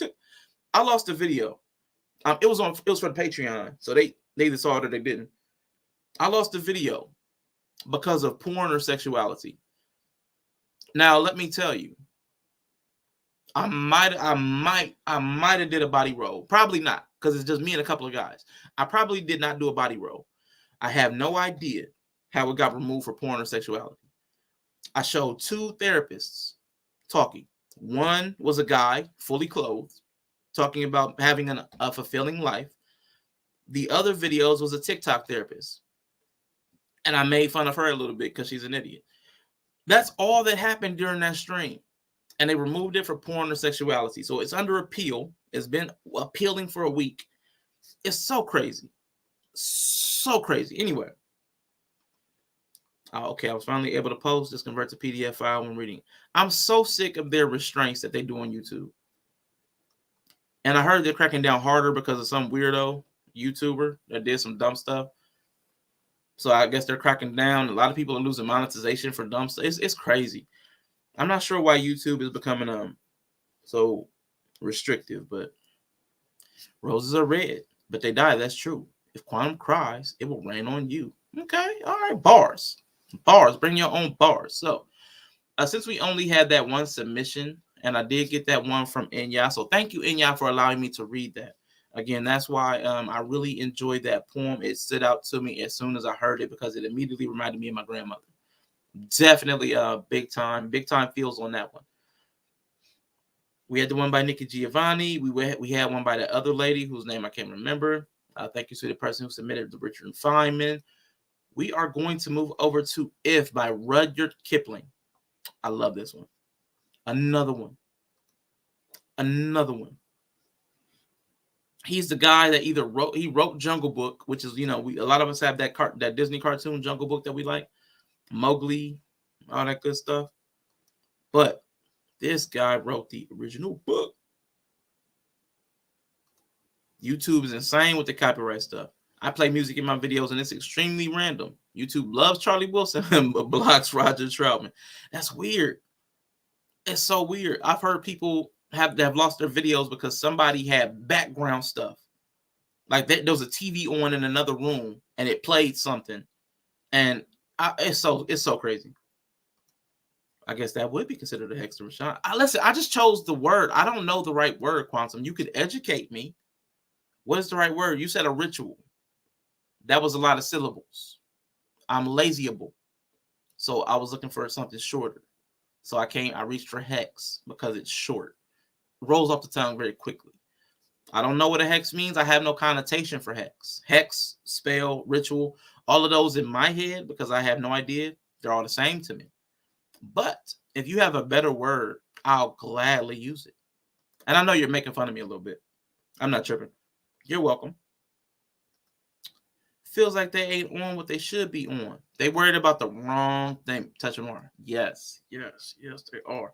Anyway, let's get to this poem. And if there are no other submissions that y'all want to share, poems from y'all's lives that are important to y'all, I'll stop here.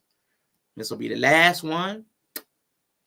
Google used to have lots of content reviewers and engineers dedicated to content review, but they've been laid off and replaced with the algorithm, which isn't working great on its own. Smoke detector stops copyrights. I heard somebody said that. I don't know. And I've seen some video players like O'Shea Dude Jackson. They've started to put like a little overlay over some videos and then make them shake. So they get that wobble effect, which I don't like watching a video that's wobbling. It makes me feel like something's going on. But, man, is it an earthquake? What's going on? Anyway. If by Rudyard Kipling. Now, I suggest this poem. Anybody that's raising young men, I suggest this poem for them. It brought me a lot of solace in my life, a lot of peace, a lot of understanding of the balance in life. Because a lot of times we lose our heads. We lose our heads on quite a few things. Like we just talked about. Like a lot of people. The self-made thing, like I made my history, I shaped it, I sculpted it. A lot of us start to believe our own lies or the lies of other people. And it's important that we kind of ground ourselves. And I found this to be an incredibly grounding poem in my life when I come back to it. If you can keep your head when all about you are losing theirs and blaming it on you, if you can trust yourself when all men doubt you, but make allowance for their doubting too, if you can wait and not be tired by waiting or being lied about, don't deal in lies. Or being hated, don't give way to hating, and yet don't look too good, nor talk too wise.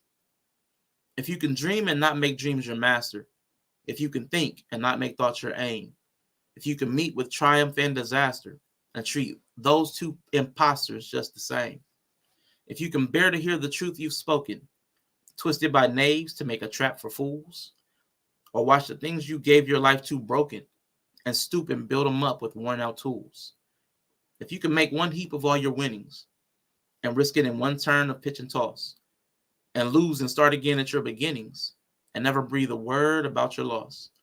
If you can force your heart and nerve and sinew to serve your turn long after they are gone, and so hold on when there is nothing in you except the will which says to them, hold on. If you can walk with crowds and keep your virtue, or walk with kings, nor lose the common touch, if neither foes nor loving friends can hurt you, if all men count with you, but none too much, if you can feel the unforgiving minute with 60 seconds worth of distance run, yours is the earth and everything that's in it, and which is more, you'll be a man, my son. I love that one. So let's go. I'm trying to think of who said something like, let's go line by line. Matter of fact, it was Quantum yesterday. Let's go line by line. We're going line by line. Hold up. I need to get my line by line glasses. Let me quit. I'm joking. So yeah, it's a very balanced poem. Very balanced poem. Keeps you centered by accepting the law of polarization. This poem was so challenging for me to respond to. Yeah, and I'll try to find the one I wrote for my nephew. Because I remixed it for him. Like updated it or something like that. However you want to say it. If you can keep your head when all about you are losing theirs and blaming it on you. If everybody If everybody around you is going insane and they want to say like it's your fault, they want to pin it on you, but you can maintain your cool, you can keep your composure, if you can not join into the chaos, that's important. If you can trust yourself, I mean, because this important because it's going to happen at some point. You're going to have the questioning of yourself, because everybody around you is going to point to you at a problem. It might be at work, it might be at home. Everybody's going to point to you as the source of a problem that you'll know is not yours, but they'll keep blaming you, and you'll start to question yourself. You'll start to question yourself. And that's a big thing, because a lot of people lose here because they want to people please, or because they want to maintain a relationship, or because they're gullible and believe what other people tell them. So a lot of people will lose in life right here. Right here, they'll lose something. They'll lose in life right here, because the moment people blame them for something, the moment it comes in their direction, they collapse. What I said yesterday, they fold like origami. Folded like dry, just folded like the shirts in Target, just folded, completely collapse in on themselves, because they can't handle that pressure. That pressure breaks them. You can't keep your head. You lose it. You join into the chaos. You become chaotic. No, it was them. No, it was him. No, it was him. Don't panic. Don't panic when everybody's blaming you. The best thing to do in a situation like that is to identify where the problem actually lies. Don't spend your energy in defense mode, because that'll be the natural thing to do. Like when I said condescending, people get in defense mode, and we actually lose sight of the actual conversation that's being had. There's an actual problem that we could solve for. But when somebody says a word or they blame you, boom, the whole thing gets derailed. Because somebody blamed you, somebody singled you out, and then bam, everything from there that's it. There's no more productivity. That happens in life. It happened in a conversation on the panel. That's what happened. Hey, this is your fault. You're doing this. Whether it was me saying condescending or conscious saying projection, that was blaming it on you. That was the blame being put on somebody else. And then the other person lost their head. Boom, gone. First line of this poem speaks to that. Gone. Can't keep your head when other people are losing theirs. They're losing theirs. They're completely irrational. The person that's blaming you is in a feeling. It doesn't really matter what they're feeling. What matters is the fact that their feeling is based upon. And if you can identify what that is, then we can solve the problem. And when people see you solving the problem, or not, even if people just see you not losing your head or not giving into the chaos, most people respond to that. So that's what I've learned in life. That's why you don't see me when everybody else is losing it. I don't typically lose it, because I found out it doesn't have any value. I could never solve a problem. If everybody's angry and I get angry, I can't solve anything. I'm just angry. And that's pointless, because the way I feel things, y'all saw how quickly I got emotional when I mentioned my grandmother. It was like, imagine anger that way. That's why y'all see me so chill, because my emotions, if my skin is here, my emotions are right under it. So if anger is the emotion, y'all saw how quickly I mentioned my grandmother and boom, calm down. So imagine my anger, which is why I have to hold on to it so tightly, because it's here. It's always with me. That's the trick, Cap.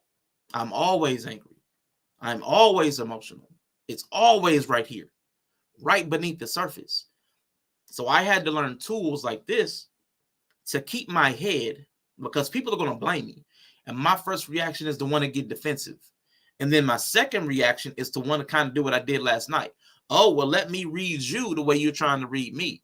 Let me go point by point everything that I've been observing this entire time. Let me go through the timeline on you. That's my second thing. which also isn't really solving the problem either. That's me catharsis. That's me releasing, but in a productive way. I'm identifying problems, but not the problem. So I had to learn to keep my head. I had to. Because my emotions are too out of control. My emotions are too prominent. Which is why people like suggest therapy. I don't know. I might need medication for the level of emotionality that I feel. It mightn't be a chemical imbalance. You know what I'm saying? I was prescribed, me being vulnerable. I was prescribed medication one time, but I know they didn't really get to know me. So they were prescribing medication before they got to know me, so I never took it. So I probably need some kind of chemical balancing thing, because I know nobody should be this emotional like that. It should never be that quick. So I know there's a problem there, and I need to look into it. I really should. I have not. I have, but I didn't like what they did. I just didn't like the people I was working with. But the ability to not sink in the chaos. So I had to learn tools to manage myself in spite of the tools that were being offered to me, because I didn't trust them. I don't trust doctors. Black man, surprising, right? I know. Anyway, if you can trust yourself when all men doubt you, but make allowance for their doubting too. Oh my God. Now, this was my family. I grew up with this. Everybody doubted me. I was soft. I was weak. I'm not, but that softness got, he must be gay, because I was tender. I'm a tender heart. Like Quantum said, I'm a tender heart. I'm a tender heart. So I was soft. I was gay because I grew up in the hood. So nobody was allowed to be soft. No guy was allowed to be soft. So I was soft. I was gay. I was incompetent. Let me see. There was a time when my older sister, because I played Nintendo a lot. I was a kid. I played Nintendo, Mario. My family started getting. My grandmother was religious. My mother started getting back in the church at some point. And every time I prayed, whatever I prayed for, almost, I would say almost to this day, I don't pray a lot because of the experience I'm about to tell you about. Almost everything I prayed about happened. So you think I would pray for a lot of stuff, but I don't. Because somewhere along the line, I quit wanting a lot of stuff. But I used to pray, and if I prayed for somebody to get well, they got well. I was a kid, I believed it. And it just may have been, people were sick, people get healthy. Your body is resilient. It works through illnesses. But I prayed, people like me to pray for them. One time, my older sister was like, I don't want him praying for me. He got that Nintendo demon. And I'm a kid. Shook me. Shook my confidence. I don't think I prayed for anybody after that. Like in person, like me, I don't think I prayed for anybody after that. Ever in life. To this day. If I pray to myself. And I don't pray often. But I still have a high success rate. I just don't pray for much. Man, but it shook me. So nobody really trusted me for a lot of things. I was either too weak, too stupid, too childish, whatever. To this day, I have a sensitivity about being doubted, about being second guessed. Some of that is being, men don't like being second guessed, don't question me, don't, like all that stuff. I don't like being second guessed. I don't like people that can't trust me. Like not trust me to do what I'm supposed to do. I don't like it. But I have to make allowance for it because I'm human. I'm going to fail. I'm going to come up short. It's going to happen. But I have to be able to trust myself. So what I had to do for me, I had to, and I'll tell you a second anecdote. Oh man, long-term girlfriend. We lived together and everything. We weren't living together yet. And I've told this story before. Not this story, but I've told, anyway. We were going somewhere. And it was something where I must have ended up needing to do something later or a different day because I needed to do something for my family. My family was very needy. I'm the only guy left in the family. Everybody was either dead or gone. No men around. I'm the only guy. So everybody needed me to do something. If it's the light bulbs, if it's trash, if it's a mouse somewhere, it was me. I was the guy. All women, all aunts, all sisters, grandmother, only guy. So my girlfriend naturally, reasonably, didn't like how many things I had to cancel or change to accommodate things that my family needed. So finally, man, one day she exploded on me. She was like, "Oh, Rashawn, your word is for shit." And I was like, I'll never forget the way that felt. Oh, man. Whoo, man, white. I felt drained. I was like, I felt all the disappointment and all the hurt. Man, I'll never forget the way that feels. I had to learn to be a person of my word so that I could trust myself. Not so I had to be a better person, not for her, not for anybody else.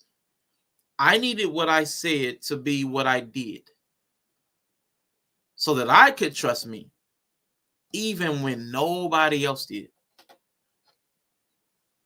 Yeah, I had let her down, but what was worse was my word now meant nothing. So I had let me down, and it took that moment to recognize, oh my, I have to quit being so terrible at this, which is why last night when I talked about me being flaky, I understand it's my nature. My natural tendency is to want to say,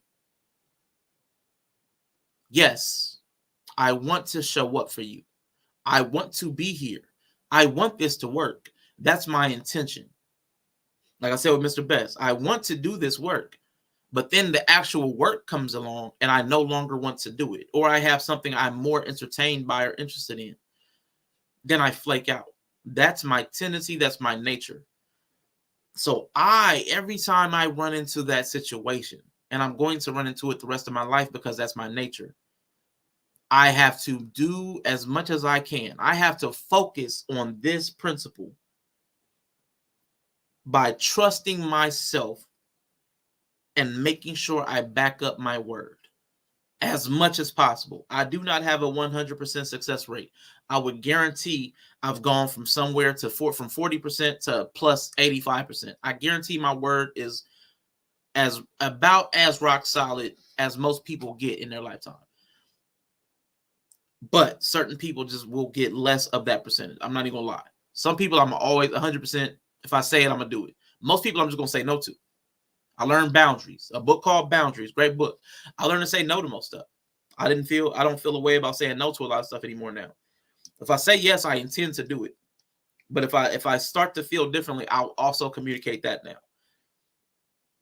I try to, but again, I'm not 100%, but I'm way better than I used to be. I work against my own nature to be better because I have to trust myself. I have to trust, hey, thank you, Don.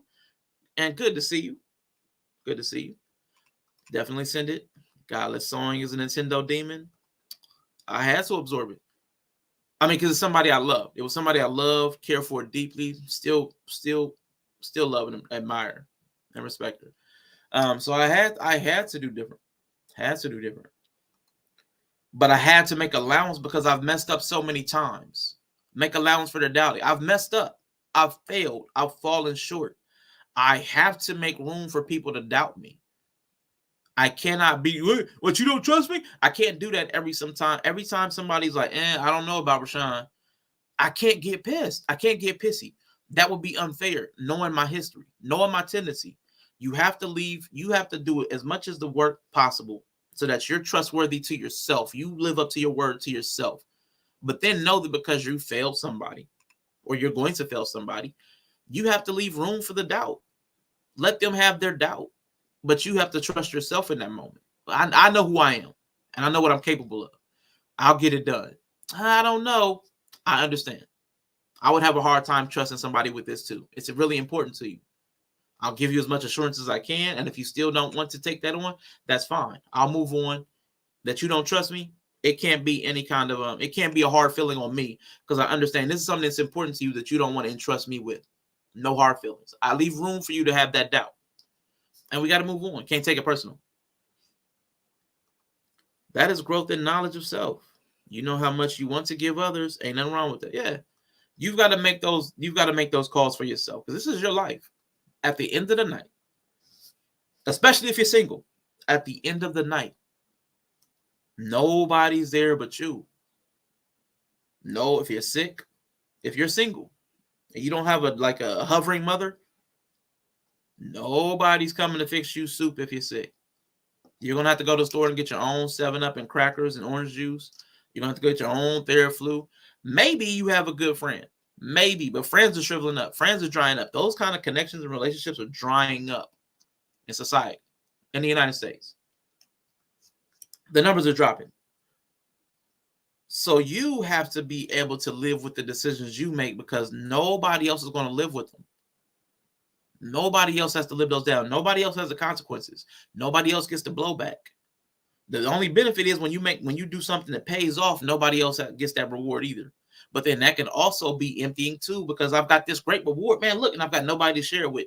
So everything has multiple facets. But you really want to be able to go home every night and look at yourself in the mirror like I can, and be like, man, I look good. I'm sorry, that's not what I meant. You look in the mirror and be like, I did well today. I did well today. I can live with myself. I can lay my head on the pillow and feel completely comfortable in the decisions I make every single day. Every single day. I have not laid my head down with a regret. Oh my God. Years. Trouble sleep. If it's trouble, it's because I was watching too much TV. It's never because I had something. It's never because of something I did that I didn't want to do anymore. It's never because I got some relationship that's straining. I cut all that off, and it was hard, and it took years. But you have to be able to live with every decision. So you got to be able to trust yourself, because if you can't trust yourself, who could you trust? Like we talked about Mandrill on Monday. If you can't forgive yourself, you'll never be able to believe anybody else can forgive you. If you don't find yourself interesting, it's going to be hard for you to trust that anybody else finds you interesting. If you don't love yourself, you're not going to believe that anybody else can love you. To the extent that you do something with yourself is to the extent that you can believe other people want to do that same thing with you. If you don't find yourself attractive, it's going to be hard for you to believe somebody else finds you attractive. If you don't trust, like I think I started with trust. Let me not hit the foot of cycle. It's important that you first work on the relationship with yourself, because that's going to cap your capacity with anybody else. So anybody else that comes and loves you more than you love you will have to convince you that you were that lovable. Why do you love me this much? I've got to show you all these things about you that are valuable enough for me to love you for. And I'm going to have to convince you and raise your self-esteem for you to feel comfortable accepting my love. That's a burden. That's crazy. But it's what people do. That's what we do when we recite the 42 principles of Ma'at in the AM and PM self-judging system every day. Gotta judge yourself so that you can govern yourself accordingly. And I'm not saying I'm perfect. I'm just saying I'm better than I was. I would try to tell. And the reason why I'm not so judgmental on people, I am judgmental, but I try not to judge them as a human, because humans are messy. And I try not to judge them by where they are today. I try to judge people by how far they've come. And that takes a lot of homework to know how far somebody's come. That takes a lot of introspect. People don't just volunteer and tell you how far they've come. They just tell you where they are. I'm right here. Well, I'm right here too. Well, you should know this because we're both right here. Well, we're both right here, but somebody started 50 miles further out on foot. You were in a car. That's why they look a little bit more raggedy than you. And you're judging them for being in the exact same space and looking raggedy. Well, they were on foot. You just hopped out of a Prius comfortably with the air on. Like, so sometimes we got to calm down with some of the judgment, because we don't understand the complexity of human life is that everybody might be where you are, but they didn't come from the same place at the same time. They might have been on the road 50 years to get where you are. You did it in 2. You just happen to be in the same place because of maybe some other circumstance. You were born closer to the spot. Who knows? But that's why some of this stuff is really important. We make a lot of errant judgments. If you can wait and not be tired by waiting, this is a full-blown lie. Be impatient. Forget patience. Patience is for losers. I'm lying. Or being lied about, don't deal in lies. I try not to lie. I got so worn out by liars. I was about to lie. I was about to lie by accident. The reason I actually started lying was because I'm lazy. The second reason was I got worn out by liars. Like that reinforced it. But the first thing was I'm just too lazy. I had to remember all the lies. And I was like, you know what? That's a lot of energy. The more lies I told, the more effort I had to put in keeping up the facade. And it was just like, I don't want to do all this work. So just don't deal in lies. So if you can wait and not be tired by waiting. So if you can wait and be patient, don't get tired don't get worn out. Don't I told you the other day, don't be weary in what you're doing. Don't get worn out by waiting because you have to be patient sometimes. Sometimes stuff won't happen when you want it. I mean, that's just true. I think we all kind of know that, but there's nothing that's going to make the waiting feel better. So even saying this, that's kind of a platitude. There's nothing I can say that's going to make the waiting feel better. Either you're a person that can wait like that. What's that? Delayed gratification. If you're somebody that's prone to understand delayed gratification and you can wait, either you got that or you don't. It's a muscle that you can build, but it's hard. It's really hard. I'm not even going to give you something. I haven't solved that one. I get tired I'm very impatient. Or being lied about. Don't deal in lies. I get lied about all the time. I try not to let it consume me. I know there have been some lies told on me, and I just don't address it. And anybody that doesn't know me well enough that they would accept the lie isn't important enough for my life that I should worry about my, you know what I'm saying? Like if everybody's spreading rumors about me, anybody that knows me will know better. Anybody that doesn't know me probably doesn't have any bearing on my life. So I don't spend a lot of time worrying about who lies on me. I get it that some people have a reputation, like a business reputation that they have to maintain. So then at that point, you have to protect your business interests. But as an individual, I don't really have that issue. I mean, they can lie about critically drinking or the channel or something like that. But I mean, I'm not that, I don't care that much. But I know some people do. So if you're one of those people that does care a lot about people lying about you or mischaracterizing things you've said or done, you're going to be chasing chickens around. You're going to be chasing stuff that's hard to catch. It's hard to run that stuff down. I would say just don't burn yourself out. It's impractical at some point. Or being hated. Don't give way to hating. Now, this is natural. If you find out people don't like you, you suddenly stop liking them. They don't like me, man, forget them. There's something about it. It's like reflexive. It's like reflexive. Like sometimes when you find out people like you, sometimes you like them a little bit more. There's some kind of little reciprocal type thing. You kind of want to match energies with people. I know somebody told me when a black man at Filter found out that I didn't like him. He was like, I had no problem with Rashawn. Now he doesn't like me because he found out I don't like him. And it's not about him as a person. I don't know him as a person. I just found that his character was left wanting. His character was wanting. That's all. And I had evidence and I showed it. His own words, his own deeds. That's my thing. I will try to point out someone's character. And because again, it was pointed out that I don't like them. Now they don't like me. And that's cool. I'm not tripping. If you can wait, I ran down when being hated and I give way to hating. Yeah, don't give way to hate. Hate is just a useless tool. Now I'm gonna tell you. When I was a hater, I'm a hater, but I don't hate people. I don't hate humans. I love humans. I hate people. But I used to have so much rage and hate in me, though, that it started manifesting physical symptoms. It started bringing physical symptoms where I was at one point in my life unable to sleep at night with so much rage and thinking about doing harm to people. I went to sleep and woke up thinking about doing harm to people. And eventually that was like killing me. Like there were times where I would just wake up feeling like I was being choked. Like it was horrible. Horrible time. Do not 1 star. Do not recommend. And then that's when I got into doing some of my spiritual reading and the Bible. And something I read in there, I was able to let it all go. I was able to just release it. I released it. I released all of the stuff that people I thought people owed me or should have done better with me. Let it all go.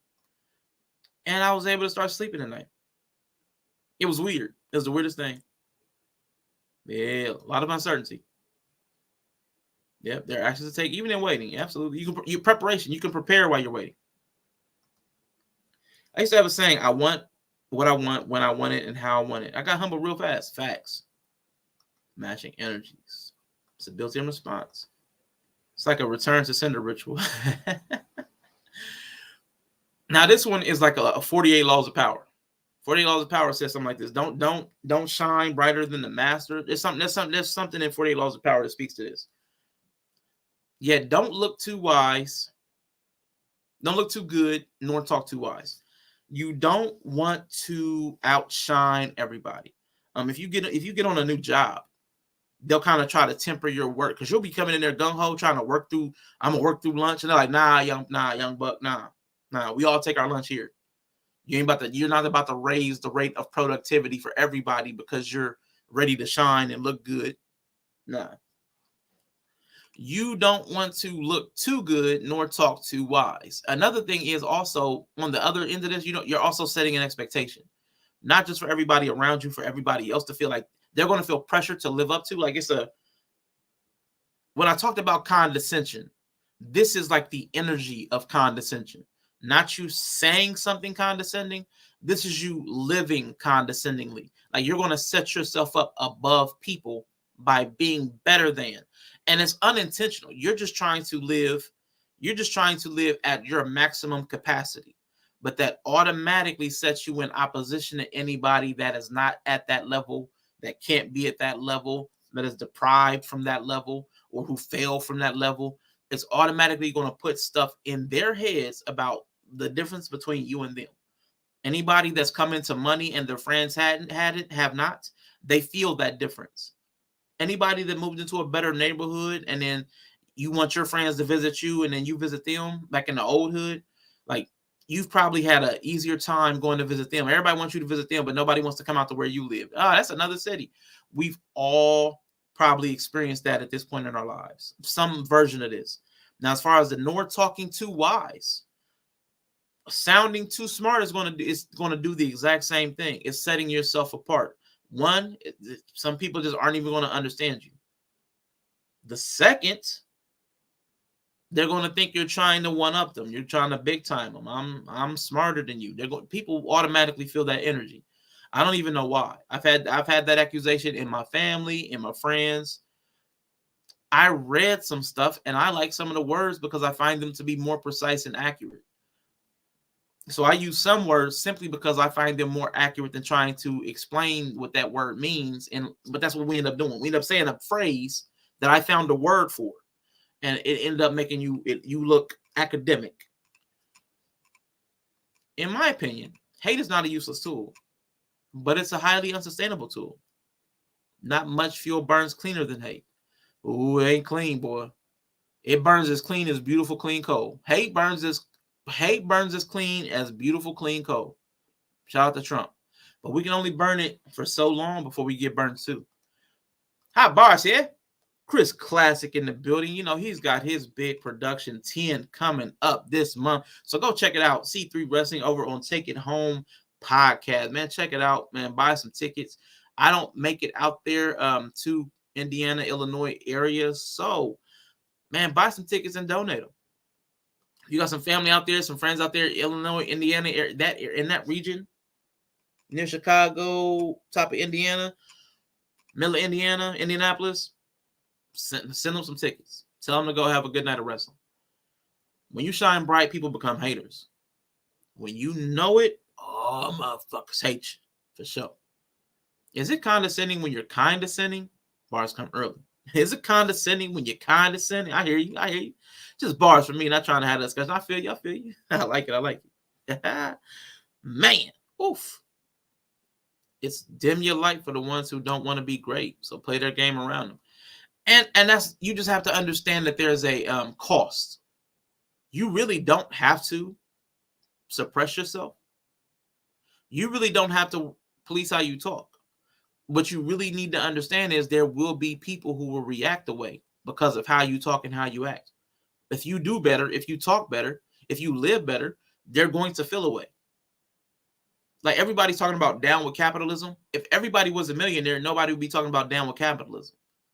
It's only because there's a disparity in the way people live that people have a problem with the system. The disparity causes the discomfort. That's all it is. Disparity causes discomfort automatically. If everybody was the same, like if everybody had the same clothes on, nobody would mock somebody for having less clothes, and nobody would be jealous of somebody having better clothes. That's all it is. But the moment you have difference, you have discomfort. And that's just a truth that we have to like understand and incorporate into our thinking. Rashawn 7-ups me before I can even get one up. Stop it. Shadows hate the light. What's up, Moesha? Stan account. Good to see you. Hello, hello. F people. I can't stand you. Now listen. Woo! We be talking about that divine masculine, divine feminine stuff a lot. Right here. Right here. If you can dream and not make dreams your master, like if you have the vision, if you got all these visions, you got your vision board, you got all these big ambitions. But if that's all you have, they've become your master. You have no ability behind that. You can't strategize and form a plan. You can't make the connections necessary to make it materialize. You've just got the dream, and you spend so much time focusing on the dream and fleshing out the dream and dream. It's great to have a dream and a vision for your life. But if that's all you ever have, it's become your master. It infiltrates every part of your speech and relationships because ain't nobody, y'all trying to kill my dream. No, we want to see something else come from it other than just a dream. We want you to wake up and start walking in it. And on the masculine side, this is where we be at a lot of times. If you can think and not make thoughts your aim. I'm one of these people. This is my move. This is me. This is me right here all day. And people keep saying it too. People say it on here. If you can think and not make thoughts your aim. I like thinking, and I like thinking about thoughts. I do. And I like to think about the thoughts that those thoughts produce. I'm that guy. And I'll be paralyzed in thinking. I would probably, in my ultimate form, if we all evolve like Pokemon, I would probably end up like MODOK with a really big brain and really small limbs because I like to just think at max capacity and be able to think through everything. I love that, but it would cost me anything else.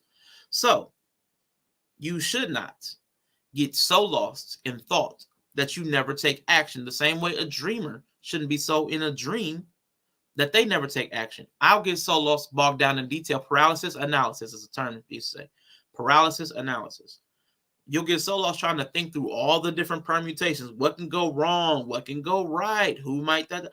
I do that often. And I struggle with this. So I'll be in thought, and sometimes I'll enjoy the thought more than the actual thing. I'll enjoy the thought of things, and I'll just enjoy and live in the thought. But it keeps me from actually doing the things, participating in life and relationships, because I can just think about it and imagine it and all the different permutations of it, and I'll be good. And that's not really healthy. I haven't balanced it out with life. I've walked away from being a participant and I've become more of a thought person. And I know that's imbalanced, but that's something I have to work on. That's my struggle right there, that line. If you can meet with triumph and disaster and treat those two imposters just the same. Now, this is, and I'll tie this to a lot of the conversations we have too. Like side duck. You got to hold your head, and if Jigglypuff starts singing, then it's time to go to bed. Barz. Woohoo! Barz. Now listen, Carmen said she'd be lucid dreaming. I believe it. In the dark. Anyway. Triumph and disaster. None of those are permanent states. Like time doesn't stop the moment you succeed. Time doesn't stop the moment you fail. Your emotions get stuck at the point of success and the point of failure. So life, you'll see this sometimes. You'll see like anybody that follows sports. They'll be like a team that wins a championship. Oh, this is the first time this team has won the championship in 40 years. And then they'll be like, the next year they fell off. Players didn't exercise right in the off season. They were partying a lot.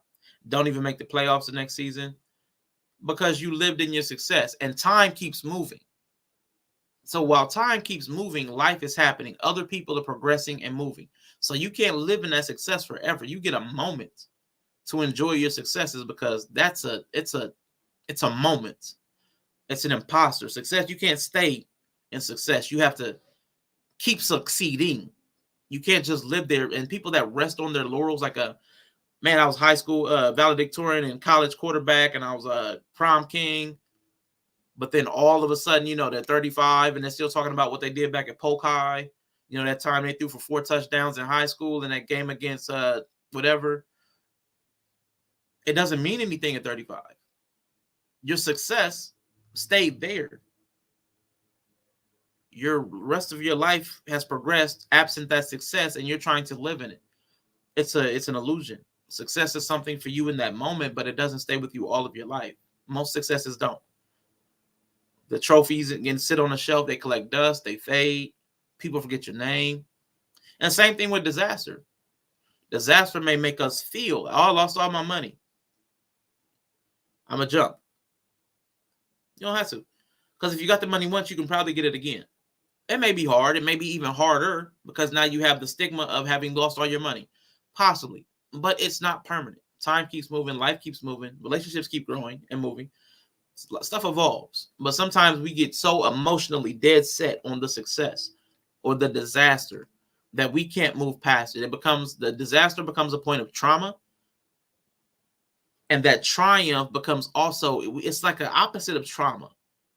There's the same energy of trauma, but I don't think we have a word for it, but we need one. We need a positive trauma because some people get locked into that triumph the same way they get locked into that failure. They get locked into that success and they can't move on. Their life cannot grow beyond that time where they succeeded. I don't know what that's called. It's just like a trauma, but it's not rooted in pain. It's rooted in pleasure. I don't know what that's called. It's like the dope fiend lean, but they do it the rest of their life. Like they're so high that they're like stuck in a position.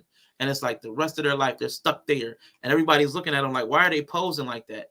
It's been 30 years since you threw that touchdown, Al Bundy. It's weird. Like, move on. So I don't know. We need a word for that. But you got to treat both of them the same. Failure, success. Life's going to keep moving. And you got to keep moving too. Don't get stuck there. If you can bear to hear the truth you've spoken, twisted by knaves to make a trap for fools, man, you have to be able to understand that you're going to say something true and it's going to be distorted. And they're going to distort what you said in a way to grift. They're going to try to capitalize. They're going to use something that you said so that they can exploit somebody. They're going to try to profit from pain. Around here, we call that plateauing. Plateauing. And it's like a form of trauma. They get stuck there. They get stuck. I don't even understand how that happens because it happens just like trauma. Like something really tragic happens to them and they get stuck. Their mind can't move anywhere except from that point. Everything they do is predicated upon that point where they had the worst pain of their life. And then somebody else has that plateau where they are completely stuck. And everything in their life centers around that highest point, that best feeling of their life. Nothing else. Everything is shaded by that. It's the weirdest thing. But it happens. But it's an imposter. It's a myth. You can't stay there. But people will take what you said and twist it and use it to try to gain from it. That's all that's saying. People will take what you said. They'll grip. I would say Kevin Samuels is a good person, a good idea. A good people. There are a lot of truths that have been spoken about relationships and relationship dynamics.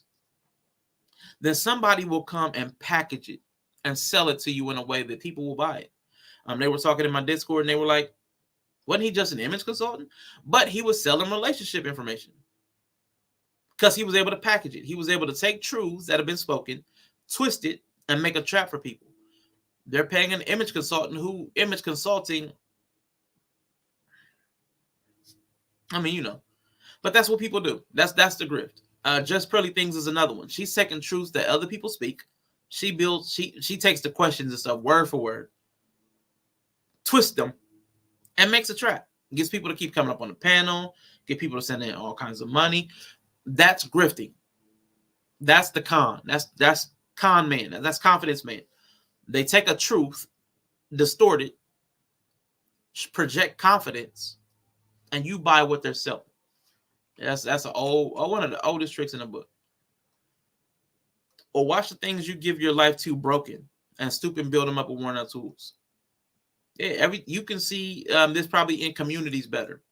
Somebody that will have built a restaurant, a mom and pop restaurant, excuse me, dilapidated over time, a community center that's in a state of disrepair. There'll be somebody that's been there like 60 years. They're like an 80-year-old. They're trying to fight off retirement because nobody else is willing to do it. Sometimes you're the only person that's going to pour energy into your passion. Nobody else is going to want to maintain it. It's your singular belief and vision. And you may never get the reward of having a bunch of people come and participate. You may never. So you're just going to have to bend over and get back to work to building it back up at whatever age, at whatever capacity you have. And that's just something that you can't guarantee that everybody's going to want to come along on your road to salvation of whatever you're trying to say, whatever your life's work is. Everybody may not be able to come along for that. Now, this one I don't like, but it's probably true. If you can make one heap of all your winnings and risk it on one turn of pitch and toss, taking all your money and risking it. But that goes back to that biblical thing of like the rich man can't go through the eye of a needle, that thing. If you're hoarding the money so tightly that you're unable to risk it, you're not going to put it to its best use. You're probably not going to put it, if you're a hoarder, you're probably not putting things to their best use. Everything's sitting idle. And lose and start again at your beginnings and never breathe a word about your loss. Now, this is talking about the mentality. If you can do that, if you can take the gambles and then grow again the same way you grew the first time and not labor on, like, that's that trauma. I had a money trauma. I lost all my money, and that's all I talk about for the rest of my life. All that time I lost my business. If you get stuck there, if that's traumatic for you, you're pretty much not cut out for business. But you've got to be able to fail and keep pushing. And that's hard for a lot of people, including me. It's hard to fail. A lot of us are so afraid to fail that we just don't try. If you can force, now this is talking about willpower here. If you can force your heart and nerve and sinew to serve your turn long after they're gone. And so hold on when there is nothing in you except the will, which says to them, hold on. Man, and I would say women probably are best at this in the Black community specifically. That whole, man, you ain't always got to be the strong one or check on your strong friends, because I see a lot of Black women working beyond what a normal person should be able to do through sheer willpower, like trying to raise a family, sometimes most of the time on their own, and working 1 to 2 jobs, and they'll be in school and they'll have a side business. Now, I know what happens, and people don't talk about this too much. That drive to try to succeed by all means necessary, not any means necessary, by all means necessary, like I'm going to do everything until something hits. All of those different places that you pour yourself into, they get less of you than that thing deserves. So instead of any means, not picking a path and succeeding there, we're trying to do so many things. But I've seen most Black women have so much willpower that they push themselves further than, man, it seems humanly possible sometimes. But I've seen it. I've seen it so many times. I don't even get it. But I guess if you feel like you have no other choice, which I've heard, when I've heard Black women talk, they say, I don't have a choice. I'm like, Jesus Christ. You might want to calm down on something, but they feel like all of it is dependent on their survival. The survival depends on all of these different things. And I'm like, hey, listen, I can't help you. That was definitely a job my way. That's trading in the market principle, man. It's hard, but I've seen a lot of people. You want the willpower to keep pushing. I just think some people take that to a max capacity that starts to damage. I think because they'll pour their willpower into too many different pursuits. So like not any means necessary. I have a path and I'm going to pursue that path doggedly, even when I'm tired. What I believe is a problem now is people are diverted. I'm pursuing all means necessary. I've got like 10 things going. So your willpower is split among different places, and sometimes they're incongruent. You can't be in 2 to 3 places at one time. And I think people try, and I think it's to the detriment of people's ability to relate and succeed, because we're doing so many things at 25% instead of doing like 2 things at 50% or 1 thing at 100%. If you can talk with crowds and keep your virtue, or walk with kings, nor lose the common touch. And we're almost done.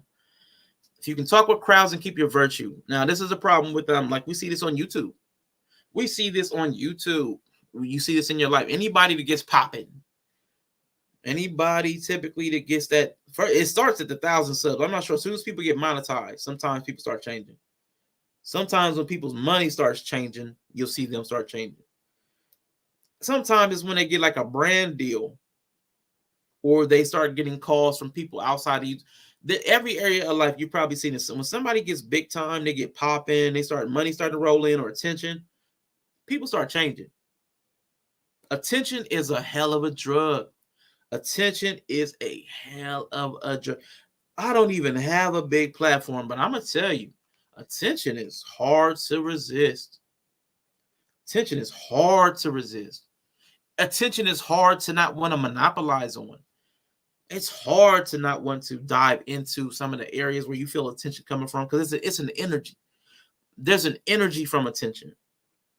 And sometimes you want to, like an incubus, succubus, you want to suck up all of that energy to make you feel away. Some people can't resist that urge. I get it.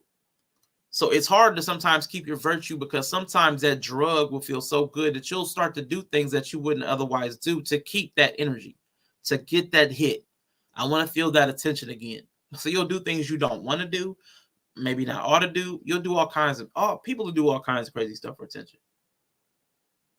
All kinds of crazy stuff. Now this is hard too. Or walk with kings, nor lose the common touch.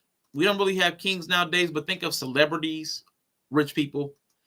When people, I say that, who were not there before, they start to get under the influence of money, success, you start to lose your contact with like where you came from. Like you forget what normal people live like. So then you hear politicians start to say stupid stuff. Like somebody could live on $20 a month. Like we're putting too much money on. I can't remember what this one guy said something so stupid. He said a person could live on, it was some ungodly low amount. But they've forgotten what it costs to live. They don't even probably buy their stuff anymore. Or they don't look at price. There are people who are so elevated that their lifestyle is so different that they forget what the rest of us have to go through. But it's crazy. But that's something we all kind of have an understanding on. Let me catch this up. So is this statement accurate? A jack of all trades is a master of none, but oftentimes better than a master of one. I don't think a jack of all trades is oftentimes better than a master of one. It just depends on the context. Like if I have a house and I only had one person to choose, I would prefer a jack of all trades, because maybe they could do a little bit of electrical work, a little bit of plumbing work, a little bit of roofing, a little bit of painting, a little bit of this, a little bit of that. But if I was undergoing surgery on my brain or my heart, you know what I want? I want the person who has a singular focus and an incredible skill at this one thing. Probably is not good at golf. Probably is not the best, I don't know, cross stitch. Probably not the best at whatever. I want a specialist. So it depends on the context. Sometimes the situation, you may want somebody, you want dabblers. You want somebody that knows a little bit of everything. Sometimes you want somebody that is amazingly skilled and gifted at one thing, because the thing is so important. You don't want divided attention on it. So that's one of those things that context is more important. And there's no way. Like a double-minded person. I was taking my Elastigirl persona too far, just stretching myself. Oh, man, Elastigirl. All that stretching, something can snap. And I get it.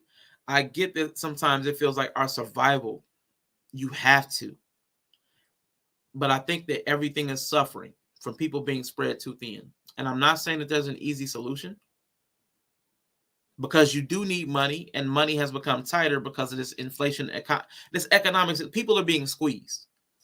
And because a lot of us are not studied in economics, I know Nova in the chat could tell you, people are being squeezed intentionally. All the money is being siphoned towards people that already have a lot of money, so that you've got to work 2 jobs to afford what somebody else used to be able to afford on one. Now you're seeing relationships break down along these same lines. And they'll be like, they talk about traditional values, and they're saying, I want to be able to raise a family on this one income so my wife can stay at home.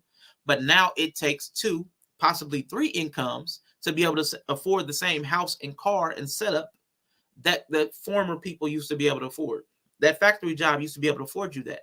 A factory job now will not, because a factory job 40 years ago and today probably play close to the same, because they've eroded unions. So it's the weirdest thing. Everything costs twice as much as 40 years ago, maybe 3 times as much, maybe 4 times as much.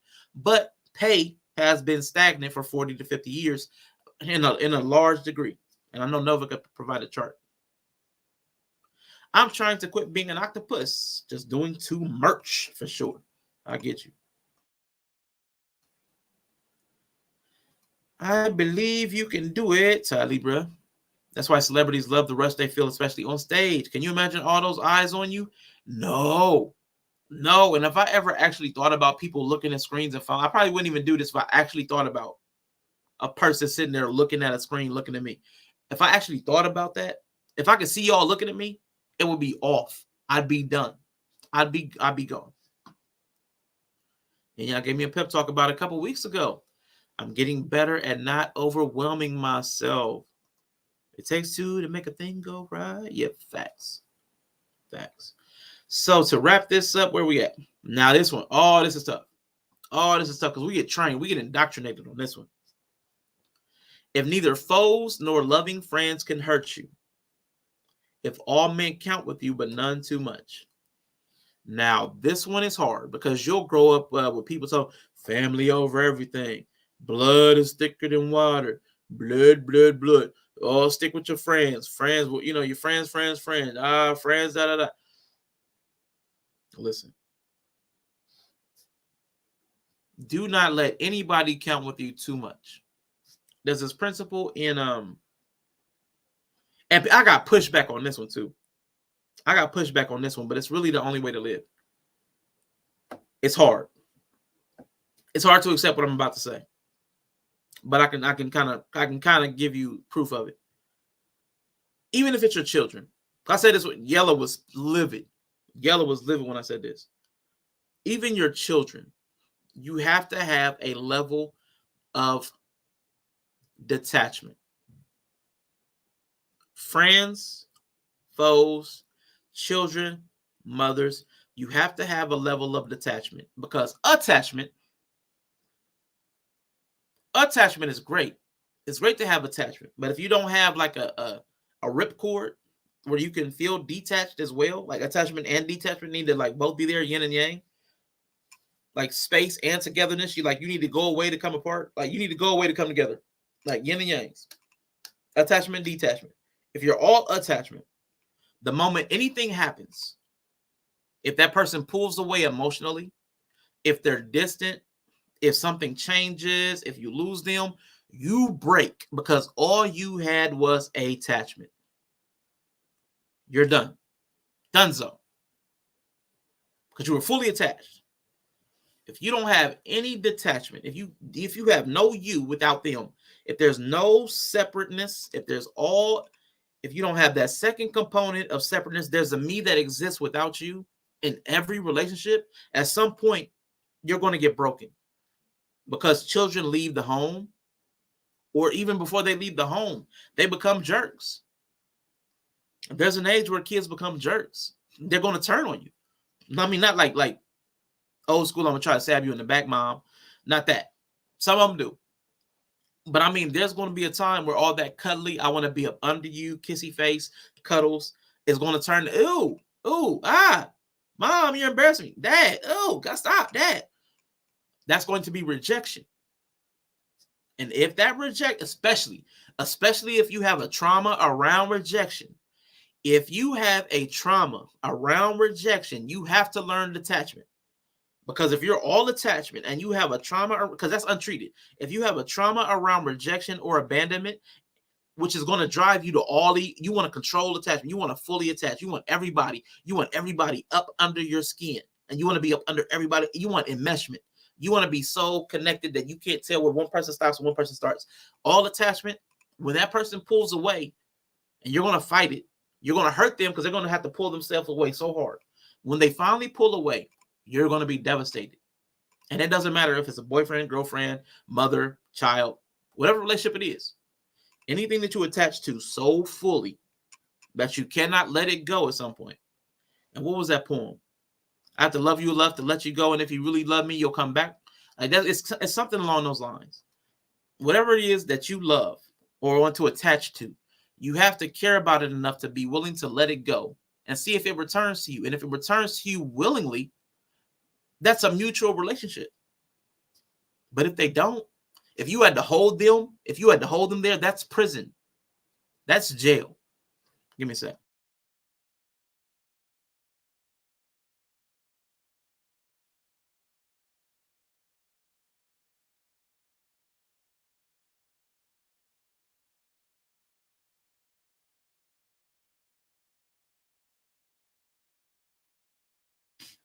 My bad. My nose is getting all stuffy from the allergy attack earlier. That allergy attack earlier was crazy. And it was allergies, people. It was allergies. Very much like that. My circle is small. My circle is the one I cast. I like that. First time they say no, it's like you never said yes. True. Well, that's a deep clinginess. It is a sickness. Yes, I have learned my lessons with that. It's one of the hardest things to ever do in life. Absolutely. And I'm not saying it's easy. But I'm saying even with your children, you have to have a healthy level of detachment. Because, man, I learned the hard way. When my nephew got to a certain age and he fully pushed his independence. Like, no, I reject all of this clingy stuff. Okay. I got used to the clingy kid nature. And then all of a sudden he was a young man and he pushed all that back. And I was like, oh, wow. And it was sudden. It was the year between 10 and 11. That 1 year completely shifted the dynamic. Completely shifted it. And I had to adjust from 10 years of training of cuddliness to, oh, okay, young man now. Cool. Got it. And it was like I lost somebody. I lost a version of my nephew that I've never gotten back. I had to tell his mother this. I had to tell his mother. I had to grieve the loss of my nephew. I had to grieve it. I lost my nephew, but I got a new one. The same body, same person. It's a new person. He's formed now. He's a human being. He went from a cuddly toy type nephew to a person who I could have a relationship with conversation and ideas. And I'm like, and I had to tell her, like, this version's better because it's not a prop. It's not like something that's trying to emulate me or ride my shoulder and just having fun and bounce around. It's none of that. I lost all of that, all the cute little fun toy stuff, but now there's a young man here. Now he's a man, but he was now there's a young man here who gets to give us back as some of the stuff that we put into him and stuff he's gotten from other people. Now we can grow each other. It's a much more fulfilling relationship. And I'm not sure she understood that. Like that history that we did not birth. We just put a name to it. Do you want us to roll our eyes at your nephew when he comes back on the stream? Yes, definitely.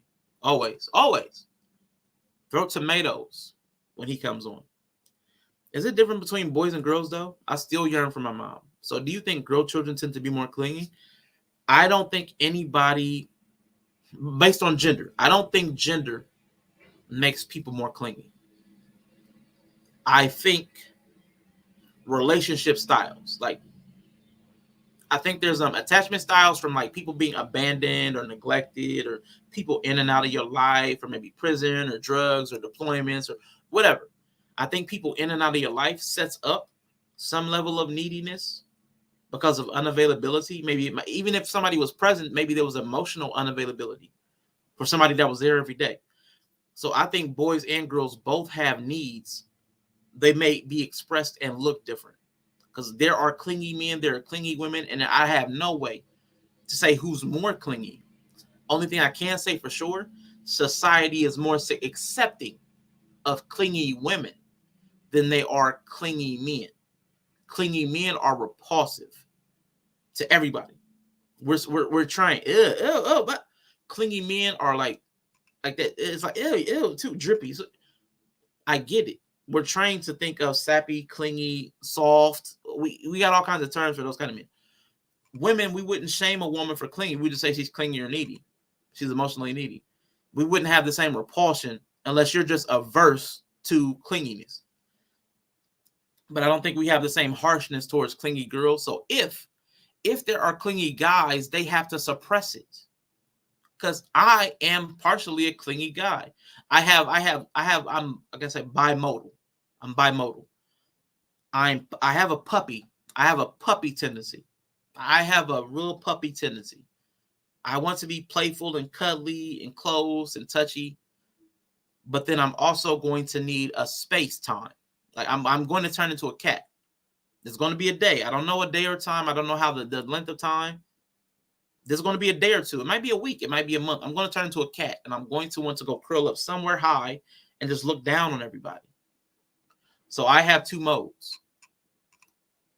And if you touch me during that time, I'm probably going, ah! So, I don't think it's gender specific, but I think we socialize the acceptance of clinginess differently in girls and boys. So that's to me, to sum up what I was trying to say. Your idea of them is often mostly projections you cast onto a young person who is being molded. Absolutely. What we want them to be. The stories we told ourselves about who they should be. Every kid reaches the point where they want to exert their own will. Absolutely. And that's exactly what he did. Clingy is a sign of insecurity in kids after a certain age.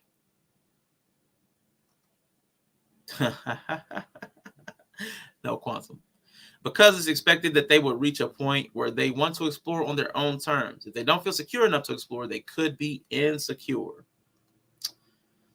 Oh, shit. I finally got something to clip. Critically Drinking. You turn into a what? I turn into a cat. I go from puppy to cat. Sometimes like that. I'll be fully engaged in like cuddles, touch, closeness. And then suddenly I'll be like, distance, absence. I don't want to hear your voice for 2 or 3 days. I don't know why. I'm sure it's probably because of some kind of attachment style, because we did some attachment styles tests. Typically, you're one of like 3 or 4. And I was like, all of the bad ones, all 3 bad ones, I was there. I had different ratios of badness. I had no secure attachment style at all. I was not securely attached. Bree took the test. She was securely attached. Like, oh, she's great. I'm like, eh. But then I take the test. I get all 3 bad ones. So there must be 4. And it depends. They've changed the language a lot. So you may get, but I know I'm insecurely attached. I'm avoidantly attached. It's what's weird. Yeah. Yep. But back to the finishing of the poem. But that was not letting people hurt you, because people will hurt you. Like the argument the other day too. The reason you have to have a healthy level of attachment is because that way when somebody says something that offends you, you're not so attached. You're not so attached that the wound is so deep that it ends the relationship. Because what the fro or the friend said hurts you so deep. Like that's not a good place. Where one mess up can end something. Where one mess up can throw. That's not a good place to be in. And a lot of people have relationships where one criticism can end it. One red flag and it's over. One sus statement and lives are cheap. Lives are thrown away so cheaply. Not just figuratively, like, man, we'll leave people, we'll break up, we'll end the day. Not even that. We're cheap with each other. We'll throw each other really quickly. We don't matter to each other. But I mean, it's extended into the way we actually take lives from each other. Lives are taken very cheaply. Of course I am. Of course you're securely attached. Just seems like you know yourself. I had to spend a lot of time with myself once. I had to spend a lot of time with myself to figure this stuff out because I was going crazy. I was losing my mind. And this poem, like, puts to words all of the struggles that I was having. Because people thought I was crazy. I mean, all the struggle, like, I've been walking you through the struggles I've gone through in life through this poem. These different principles have been struggles of my life. Because every time I failed, like triumph and disaster, every time I succeeded, I thought I made it, but then it went away and I had to readjust. And every time I failed, I thought it was over. And what am I going to do now? But you know what? I kept living. So I had to adjust. These are all adjustments that I've had to make in my life and learn from. And then I find the poem. Oh, great. Like, after the fact, like, maybe I could have at least seen the words and maybe understood some of it without the experience. But man, when that's why it resonates with me, though, because I've had these experiences first. Then I read the poem and I was like, wow, that feels like my life. It's like my life that somebody else wrote. So I do know that people kind of have similar experiences, even though they take different paths. The character arcs are pretty similar. There's archetypes, and we kind of go through the similar things. It just always looks different, and we don't recognize it in each other. But yeah, so true. People walk away easily. Humans have staying power, but it takes a while to become human. And some people are on the cusp of humanity. So we go from people to human and human to people, and we vacillate. We waffle between humanity and peopling. Humanity and personhood. We waffle. So we slip into being a person. We keep trying on an identity, and then it lets us down or disappoints us or doesn't get us results. So maybe we go back into humanity for a minute. Some people just prefer personhood. Some people prefer an identity. It gives them something to hide behind, and that's cool. I'm not tripping. I mean, it's not going to like make or break me that somebody is stuck in an identity. Somebody's living out a delusion. If it works for you, good. If you want to always wear this costume and go through life as the Joker or Spider-Man, that's great until you shoot me with web. Like, that's when the problem starts. When you take your delusion and want to cast it upon me and tell me I have to pretend to be one of the characters in Spider-Man so that you can feel like you are Spider-Man. No, that's the problem with identities. You try to shape your world around the identity that you believe you are, and everybody has to play a part in your delusion or your identity. I'd rather you be a human. That way I can be whatever I want to be, whoever I am, whoever I'm born as. And that's it. I can be that, and there's no problem. There's no problem there. You don't need the identity if you're okay being yourself. But because so many people push identities, you're not okay being yourself. Like, we talk so many times on this channel, we talk about blackness. And everybody almost has the same experience. I wasn't black enough. I wasn't black enough. I wasn't black enough. So what did black do to serve you if you were never good enough for it? And because your skin was brown, you weren't good enough to be anything else. So what's the point of having an identity? Why can't you just be Mandrell, Rashawn, Bree? Because that won't change. And no matter what identity somebody else believes, they can, if they learn, they can find out who Mandrell is, who Rashawn is, who Bree is. But as far as the identity, somebody will always have a different qualification system. You're not black enough because of this. I'll go over here and I'm not black enough because of a whole different reason. So I can work my way into blackness over here and still not be black enough over there. So why chase these standards around? Why would you do that? That's what we call shadow work. I appreciate it. Come out them shadows though. Plato's allegory of the caves. Eventually we got to leave them shadows behind. Step into the light. Step into the light, my friend. Let me see. Let me see. Woo. Now this one was a hard one to swallow. If you can feel the unforgiving minute with 60 seconds worth of distance run, it trips me out that billionaires, millionaires, six-figure people, thousandaires, hundredaires, homeless people with no heirs, All the heirs, they all have the exact same amount of time in a day, in a minute, in an hour. But if you can fill your minute with productivity or things of value, you can be rich in whichever way richness means to you. If the quality of your labor is such that you can maximize it monetarily, you can be rich financially. If you can put 60 minutes of time and attention into the relationships you have, you can be rich with love. You can be rich with whatever thing is most important to you in your life if you put the time into it, because the time keeps on ticking, or slipping. They say slipping, but it's ticking. Every moment, time is ticking. And every time those ticks are happening, either you're doing something productive, you're doing something neutral, or I'll just say unproductive, or you're doing something that's actually setting you back. You're doing one of the three. It's either moving you forward, moving you backward, or keeping you exactly where you are. And in relation to everybody else, if you're staying exactly where you are and other people are moving while that time is ticking, you're still falling back comparatively.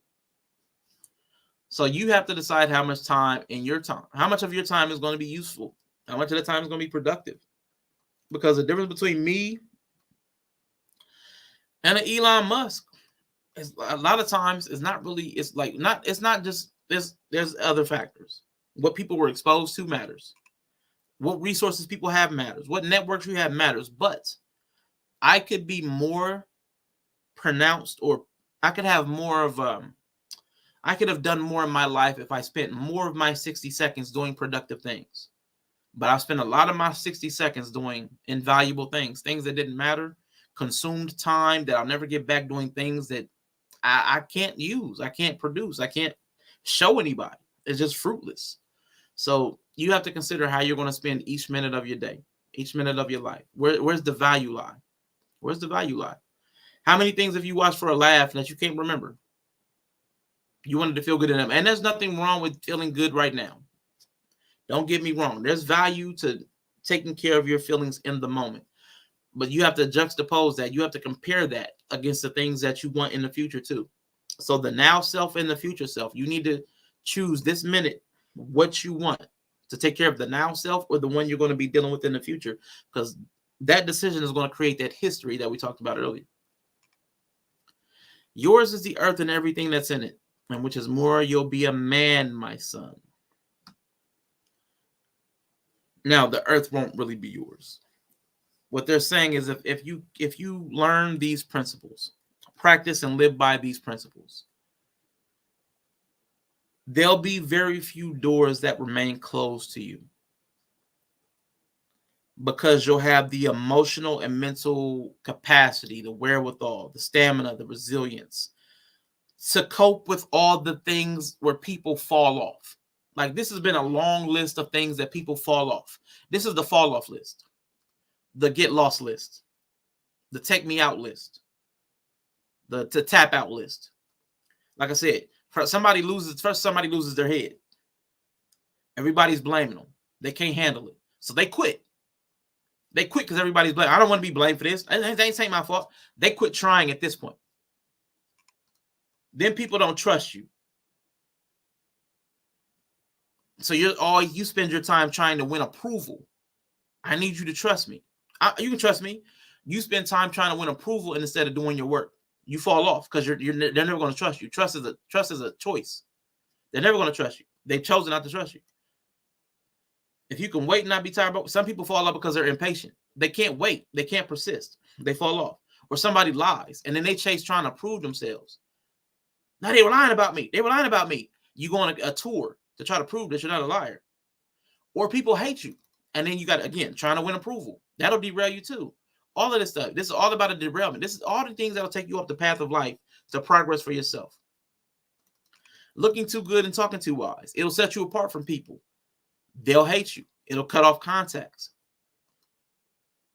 You can do it, but understand that there are drawbacks to it. If you get stuck in a dream, I've got a vision, but you get stuck there. Or you get stuck not analyzing everything. If you get stuck analyzing and never take the first step, perfectionism. Everything's got to be just perfect before I do this. Before I hit go live, my thumbnail's got to be Nope. See, I was on here earlier trying to decide if I wanted critically drinking to be straight or align with the page. I could have stayed doing that for 15 minutes, making that decision, and been late. I decided to cap it. If you are thinking through everything to the point that you never make a decision or never feel comfortable because you're a perfectionist, that's a derailment. That means you never do it. If you do succeed and you get stuck there, that means you don't keep succeeding. You don't stay in success because time's going to keep moving. That's the way it is. So you'll get lost there. You had one win and you got lost there. Or you failed one time. You had something terrible happen to you and you got lost there. You never recovered. You kept living, but you never recovered. If somebody says something about something you said and they use it to grift others, some people get lost there. That's not what I meant. Why are they doing that? Now I got to try to get all their videos. I got to strike all their videos because they're taking what I said out of context. Now you're chasing down lies and scammers. You're not doing your work. You're trying to chase ghosts. The things that you're working on, you got to fix them. They're being broken down. They're in a state of disrepair. You want some people look at it and they look at all the work I built my life on this and look, it's still not where I want it to be. I'm tired. It's been 30 years. I've been in this community 30 years. I've been helping mentor kids for 30 years. And now look, they got all the pants are down and they're out here shooting and stealing kids. You got to go back out there and rescue another kid and another one and another one and another one, DJ Khaled, and another one. You just got to keep taking the tools you have, what energy you have. You got to get back out there. There is no other success other than more work. That's the reward. The reward for work is more work. A different work. If you can take the risks, because some people can't take the risks. They can't take the risk right here. And if they do lose, they can't start again. And if they do have to start again, they can't quit talking about it. They can't come out of the pain. They can't come out of the tragedy. They get stuck there. That's another derailment. Some people just don't have the ability to have the will to push. We've been talking a lot about men giving up, just tapping out. Relationships, workforce. You can look at an article. If you talk about men giving up and click on the news tab on Google, you'll find men giving up. It might be relationships. It might be dating. It might be friendships. It might be workforce. Men giving up. People are losing the willpower to keep going. If you look up at suicide rates, people are losing the will to live. That's how people tap out. They lose right there. Then, this is when things are going good. You get a crowd. You got a following. You got people after you. You got that energy. You forget who you are. You forget who your viewers or your listeners are. You forget who your crowd is. Kanye. You forget what good music sounds like because you've lost your virtue. You've lost the things that made you who you were that everybody loved. You lose your virtue because of all of the adoration. You get lost in it. You get hanging around people that are rich, that are famous. You lose the common touch. You don't know how to operate. You don't know what the masses need or want anymore. You can't tap in. You don't have a heart for the people because you're in this elite group, and you get lost there, and you still lost. That's we always talk about. We always talk about how rich people aren't happy, poor people aren't happy, but I'd rather cry in a Bugatti than on the bus. Because rich people kill themselves, and rich people, they be having heartbreak. Kanye can't see his kids. This is the point. It doesn't matter if you have a bunch of people following you. It doesn't matter if you're up there with the rich and the elite. You still have to maintain human relationships, and you still have to maintain mental and emotional stability. That's at the root of everything. That's that Maslow's hierarchy of needs stuff. It doesn't matter what you have, what positions you have. Doesn't matter if you haven't met the needs of the hierarchy. If you don't have the esteem, if you don't have the respect, you're going to lose your humanity. So it doesn't matter how rich you become, you can still just be a person and not be a human. It's very easy to do. If you get too attached to what people say about you, foes and friends, if they can hurt you, because again, it doesn't matter what you have. Attachment. You can get lost in attachment. One relationship from high school, college, after college, somebody that you're chasing around the country. Danae Jackson, for instance.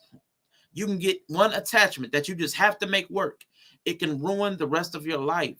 Ruin the rest of your life. Like they were talking about, she was victim to a narcissistic abuser because you're attached to him for whatever reason. You can't detach. You can't decouple. And you're going to build a life with somebody that's going to harm you in some way or your image. Attachment is a problem if you can't detach when it's unhealthy. But you have to be able to you can't let people just hurt you. It's a dysfunction.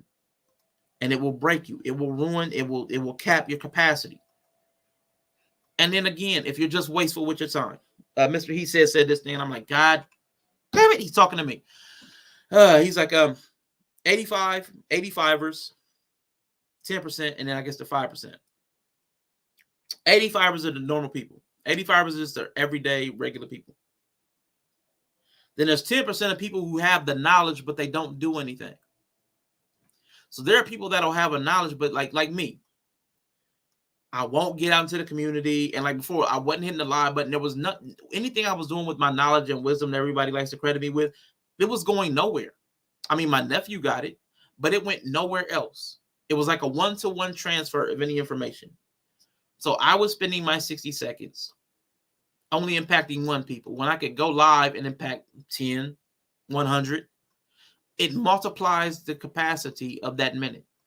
So my minute now stretches further. The same way if I had $1. If I had $1 and I got one thing versus $1 and getting 50 things or 100 things, multiply the capacity of that 1 minute. Every minute now has more value to it because of the reach that it has. Now, this one right here is more about, this one right here, there was a parable about the talents, parable of the talents. He gave the master gave a servant a talent. One person buried it. One person turned it over and doubled it. And one person turned it over 5 times. They flipped it 5 times. Everybody has the same minute. Everybody has the same talent. Everybody has the same 60 seconds, the same day. Are you going to bury it and do nothing with it? Just so that you said you had it? I still have that day. You remember that day I had? I remember that day I had. I buried it. Nobody else experienced that day but me in my life. Or I could flip that. I spent today on stream pouring out from my brain, from my experience, from my life. So I flipped it. I might have flipped it twice. I might have flipped it 5 times. I don't know. I don't get to determine how many flips. Thank you, NA. I don't get to determine how many times I flipped it. You guys get to determine how many times I flipped it. How many of you did I impact? That's how many times I flipped my minutes today. But that last servant flipped it 5 times, and one of them flipped it twice. And I think that's the verse where Jesus said, "Who was a good steward over little is a good steward over much." So like the person who flipped it the most, who was most productive with that same talent, got rewarded the most. And that's what this is talking about. What you do with each of your minutes, what you do with all of your life, who's most productive with that time, that energy, you're going to get the greatest reward. That's all that is. What good would it be? Yeah, the one that got it, the one that buried it, they got it taken. Master was like, oh, give me my shit. Wasting the talent. Yep. And listen, not only that, the Bible also talks about to those who have, more will be given, and those who don't, more will be taken from. And that's another truism. So if you bury your talent and you're not producing at the same rate that everybody else is, you're going to be at the bottom of the hierarchy. You're going to be at the bottom of the hierarchy. And at the bottom of a hierarchy, more is taken away from you because you have less power. More is taken away from you at the bottom of the hierarchy because you have less capacity to hold on to it and protect it and even to generate it. Somebody else at the top of the hierarchy could use your talent to do more with it. So what they do is leverage their ability to generate talents and flip money to use you to generate money. So then you become a useful tool in society that is used to make money for others because you buried your talent and didn't know what to do with it. Me and Bree had this conversation a long time ago. If you don't use your ability, somebody else will. Excuse me. If you don't create a system, somebody else will capitalize on you in their system. There's no real way around that. If you're in this space, taking up this oxygen and water and land, it's like a parent would. Are you going to be in my house? Are you going to do something? You ain't about to just sit here and do nothing. You're about to take out this trash. You're about to be beneficial to me. You're in my house. You're about to be beneficial to me. And you're at the bottom of the hierarchy in this house. You don't pay no bills. You ain't flipped no talents. You ain't made no money. Do this. You become the do boy. You become the servant. And the more you produce, it goes into the hands of the owner, into ownership class. You don't get to keep the talents because you don't know how to flip them. So, when we talk about blackness, when we talk about poverty, it's those same biblical principles. Same stuff. Same stuff.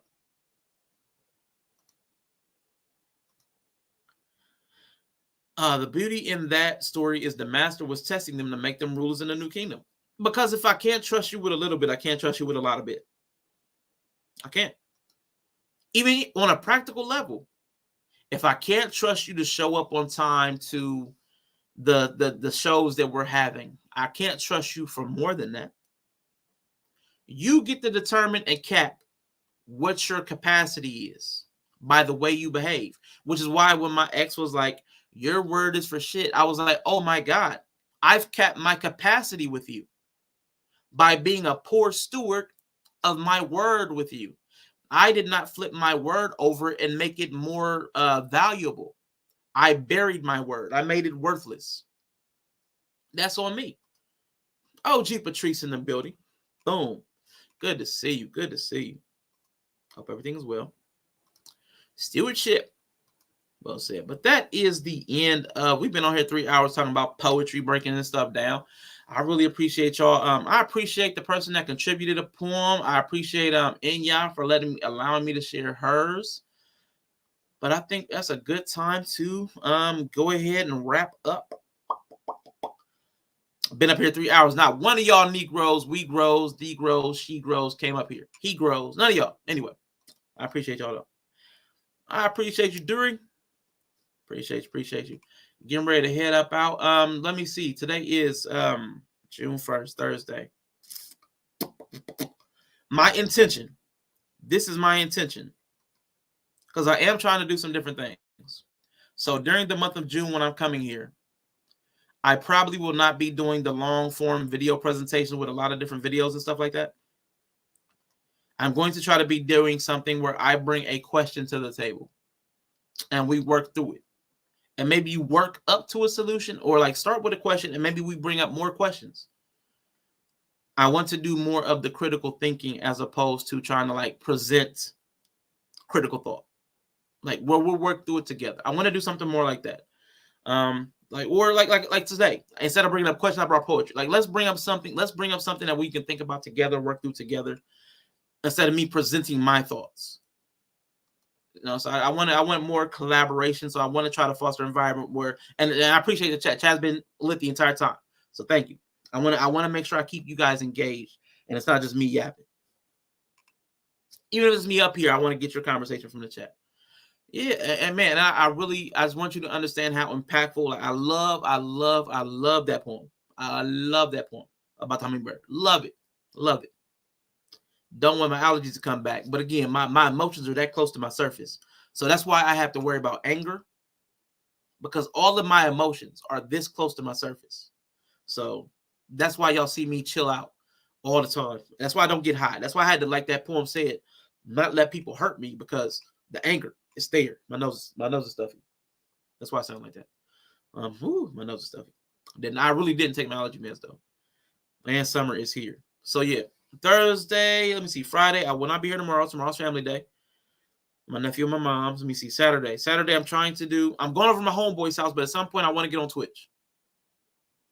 He's cooking out Saturday, so I'll be over there. I might go live from over there. I probably won't, but I'll probably come back. And depending on what the what the hydration situation is, depending on what the hydration situation is Saturday, I will not do another live like last night. So if I'm severely hydrated, I won't go live. So you'll see me Saturday if I come back in enough time to stream and I'm not hydrated.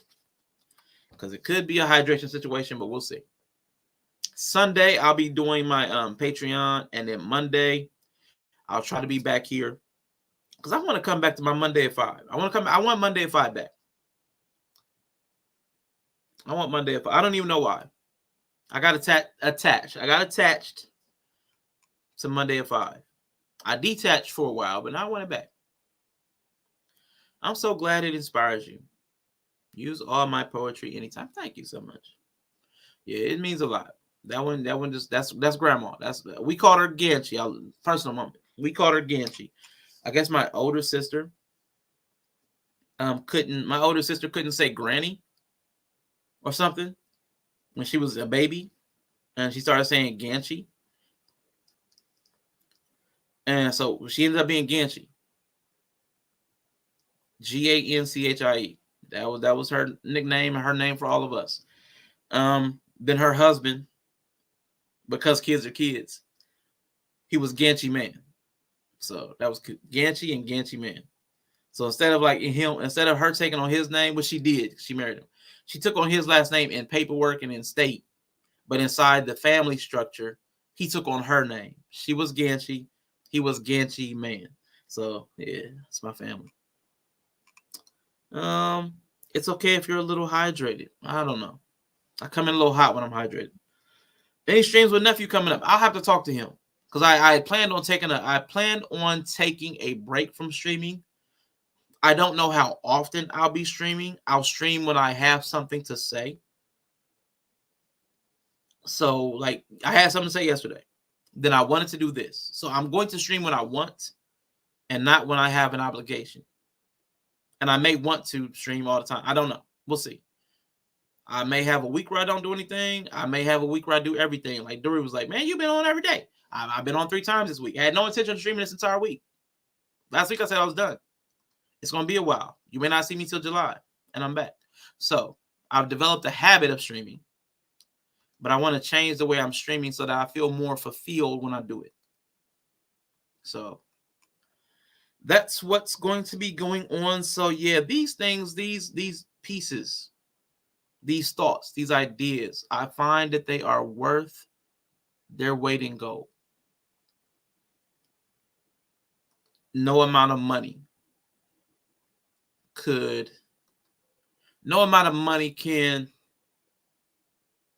buy the insights or the inspiration that a lot of these works of art have. So I'm very thankful. Man, appreciate y'all. I'm gonna get ready to head on out. It's 5 o'clock somewhere, but it's definitely 5 o'clock here. I'm going to go find something to eat, and I will see you ninjas. I will see you ninjas later. Who the fuck are you? Excuse me. I only debate my equals. All others I teach. Need all the hundreds and 50s, let's spread it. I'm with this shit, so let's get it. Killing it, leaving the body, no medics. Box out like I'm Lenny Kravitz. You have cooned so bad, my brother, that they damn near need to put your face in the dictionary next to the word coon. And I don't mean no disrespect, my brother. White man play you like he play Sega. He play you, this is you. He ain't even got to be in the hood. He got this. He played Negroes like this. But they not speaking up against your oppression. I wish another coon, boot-licking, shut-jiving Uncle Tom will get in my face talking about we need to be patient. We gotta sweat. Y'all don't want to sweat. Y'all don't want to sweat. Y'all just want to be comfortable. It's none of your concern. You don't have the right to ask me where I've been. You don't have the right to know what I was doing. You messed up, and I took a break. And guess what? The next time you mess up, I'm going to take another break.